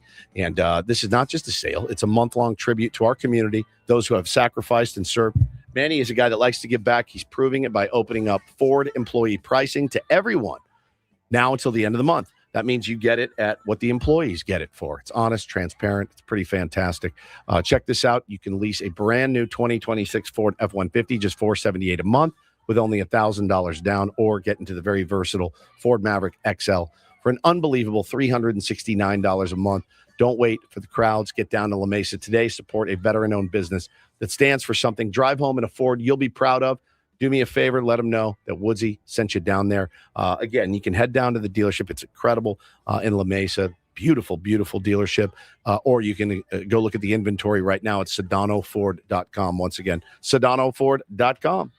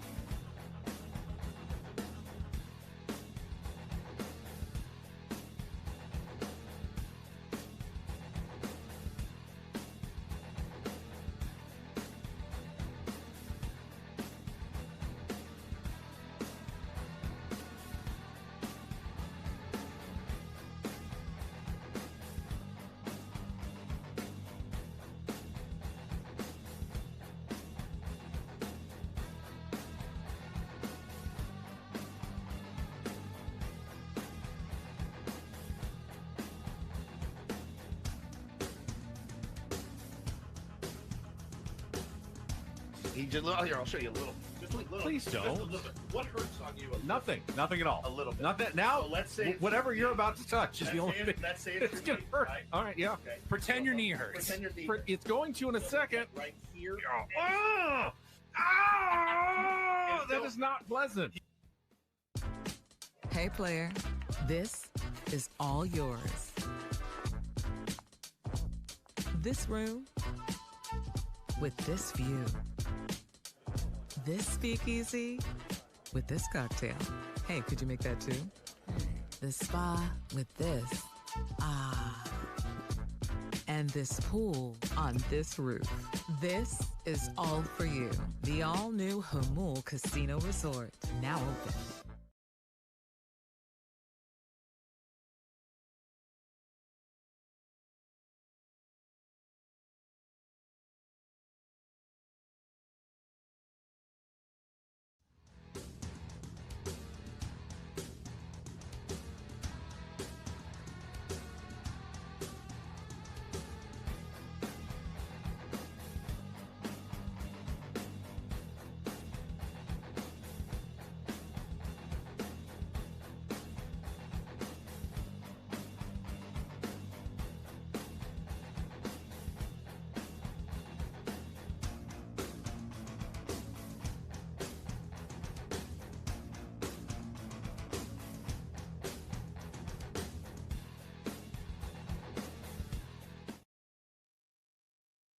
We have a jam-packed show tomorrow for you starting at 6 a.m. 3 guests and an epic Padres roundtable brought to you by Epic Wings coming up at 9 o'clock. Before that, though, we will have in-season Sammy joining us, as he always does on Thursday. We will have Smart Baseball with Eno Saris, and joining us tomorrow ahead of their final match before the World Cup break, and a big one on Saturday. Vancouver, who they lost to, remember, we were at the game in the Western Conference Finals last year, and are currently number one in the table as well, again in the Western Conference. Vancouver Whitecaps. Mikey Varas, head coach of San Diego FC, is going to be with us. When is that, Paulie? 8 o'clock? 8 o'clock tomorrow. 8 o'clock tomorrow morning. We'll have the head coach joining us, talk about last weekend's just thrilling, then heartbreaking 3-3 draw against FC Cincinnati with 2 goals after the 95th minute. You can't, like, the timing, like literally timing wise, you can't really have too much more of an up and down, like, emotional roller coaster in that sport. Not at all. To score the game-winning goal and then cough it up. It's not really a sport designed for roller coasters. You know, not like that. Minimal amount of scoring and the long stretches of nothing. Generally, that things don't happen like that counter punch right away. Yeah, that's more like basketball, where one team hits a 3 and then the other team goes down. Has 0.1 seconds. Yeah, calls timeout, inbounds it, and hits the 3 to tie it and force overtime. Yeah. That was very basketball-like at the end of that game for sure. We will talk to Mikey about it. All guests on Ben & Woods appear on our SDCCU fan hotline. It's not big bank banking. It is better. I'm not asking him about Chucky Lozano, just so you know. I've asked him every time. I'm over it. Right? Yeah, their answers have never changed. It's never changed. Until we hear something different. Right. Chucky is not part of the team. Will never be part of the team again. Yep. I'm not going to ask and beyond, now it's just a financial issue. Is that the question would be, okay, now that you've decided that Chucky Lozano is not on the team, but you're still paying for him, is there room to still add another expensive designated player? I know he's like, talk to Tyler Heaps. I mean, people have talked about Lewandowski and Mo Salah, who have both announced they're leaving their teams in Europe and, you know, could speculatively be coming to MLS. Is San Diego going to be a player for one of the big international stars that could be coming over, or will the money that they keep flushing down the toilet to Chucky Lozano prevent them from signing one of those players? Yeah, it's tough. How do I get that gig? Like a lot of money to literally do nothing. Man, he shows up. Yeah, no, he works out on his own. Yeah, I could do that. And he goes home. Yeah, I could come in here and sit on that couch and just watch you guys through the window. That's exactly what he's doing. Just sitting there, just getting paid, doing Instagram. He's got to be here, or I got to be here. They won't pay me, but he's not allowed on the air. I still got to get up. We can't do anything with him. He just sits there the entire time, watches the show, and then goes home. Yeah, and get my check. Back to Little League and does his thing. Yeah. That's basically Chucky Lozano's job right now. That's the dream. That is the dream. All right, let's check traffic one last time, and then we'll wrap things up with a topic wheel spin next on 97.3 The Fan. From the 855 Get Ross Traffic Center. Injured? Demand justice. Demand Jurowitz. 855GetRoss.com. Got a crash on the connector from the West 8 getting onto the North 15. The 805 North is still slow from the 163 to the 52. I'm Claire Beverly with Odyssey San Diego traffic. Traffic report brought to you by Soapy Joe's. Glow Up Complete. Soapy Joe's on West San Marcos Boulevard in San Marcos is back up and running. Come by and get the best car wash in San Marcos. Join the Soapy Squad and become a member. Visit SoapyJoesCarWash.com. Give us a follow at Soapy Joe's. Good, clean, fun. Apparently, I've spread some misinformation on this program this morning, and I'd like to apologize for that right now. We talked back in Take on Woods. Turning Japanese, Ben, is not about self-seduction, which I jerk. I had always heard that it was. That was apparently it was an urban legend. You got? I've been getting got for 40 years. This is what we heard that when we were like 12. Hey, you know what that song's about? It's about, and it's not. It's about the universal cliches of youth, angst, and the surreal feeling of transforming into someone you don't recognize after a painful breakup. Fenton, the guy that wrote it, David Fenton, said Japanese was just a random nationality that fit the meter of the chorus. Could have just as easily been Portuguese or Lebanese. I think I'm turning Lebanese. I think I'm turning Lebanese. I really think so. I think I'm turning Portuguese. I think I'm turning Portuguese. So it's not about that. So thank you to, who was that in the chat? James. I think it's James. Not James. James Winston. Jam-esque. Purple says Woods getting bamboozled isn't too shocking. I literally, for 40 years, that's what I was told that's what it was about. Well, the song Cool Jerk is about a dance craze. Is that a real song? Yeah. Is that where we got that from? No, I'm the king of the cool jerk. Cool jerk. You know that one. It's an oldie. It's an oldie. I've never heard the song. You have heard the song Cool Jerk. I was part of the Take on Woods game. That's why Paulie has but I probably didn't get it right. We didn't say it, though. We didn't play it. We just said it. Can I hear it? Cool Jerk? You've heard the song Cool Jerk before. I promise you. I swear I have not heard. Oh, absolutely. You're going to instantly know it. It's called Cool Jerk. It's by the Capitals. All right, let's hear it. It's called Cool Jerk. Oh, yeah. I know that song. That's what he says? Cool Jerk? Somebody said it was also a Cool Whip commercial. Here. I don't know that I have heard this song. To be Get to the chorus here quickly. You keep fast forwarding to find it, but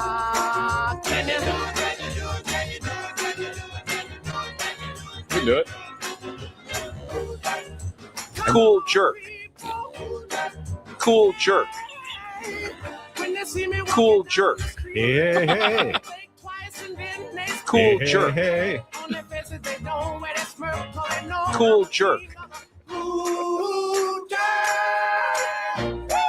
Cool Jerk. There it is. Okay, I've heard that. I did not know that's what they said. I know it's called Cool Jerk. I just was like, I don't know what he said. Why would I have said it otherwise? I don't know. That would make no sense. I don't know. Hey, Ben, what did you do yesterday when you got home? Cool Jerk. There you go. I have no idea the context in which it's the name of a dance move or a dance craze. Somebody said it was also in the Cool Whip commercial. Oh, that makes sense. Perfect sense. Absolutely. All right, spin it. Cool Whip. Yeah, perfect. All right, let's spin the topic wheel because that wasn't topic wheel enough.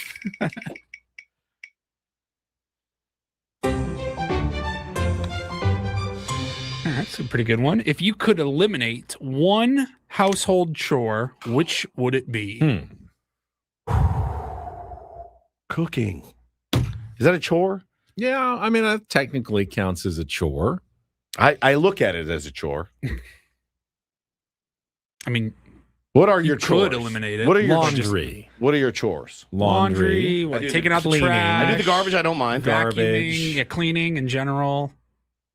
For me, it's probably just taking out the trash. I don't mind that. Well, you live up top. I live on the third floor. That's so, tough. there's times where you're like, crap, I got some trash piling up. Forget it. Like, I got to take the cardboard down to recycling. You're like, I'll just take it next time I happen to already be going down the stairs. When I was a kid, my grandparents lived on the top floor of like a 5-story building, and they had a garbage chute. I had one. I had one in college. The coolest, it's the greatest. The coolest thing. I would love to take out the trash. Can I take out the trash? Just drop in this giant long chute. Totally would. In college, though, when you're putting cases of Bud Light down it,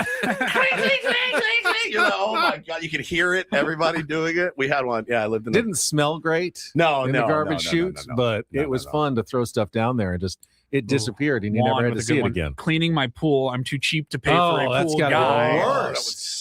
Yeah, that's when it's like if you're gonna pay, if you're gonna GL Pool say radio for a free month of pool service. Do it right now. That's one. If you're gonna have the luxury of a pool, I think you just have to. You gotta wear it. You gotta just keep paying because I wouldn't want to clean my own pool. I don't mind garbage. That's one of my chores. I don't mind dishes. I like I don't put mind the dishes AirPods in, and I can crank out. I don't mind dishes. There's a part of me that likes to cook, but it's the reaction I get from the cooking which makes it a chore. When the kid's like, this again, like, yeah, dude, this again. You know what? It's not hard, but what I really don't like is paying the bills.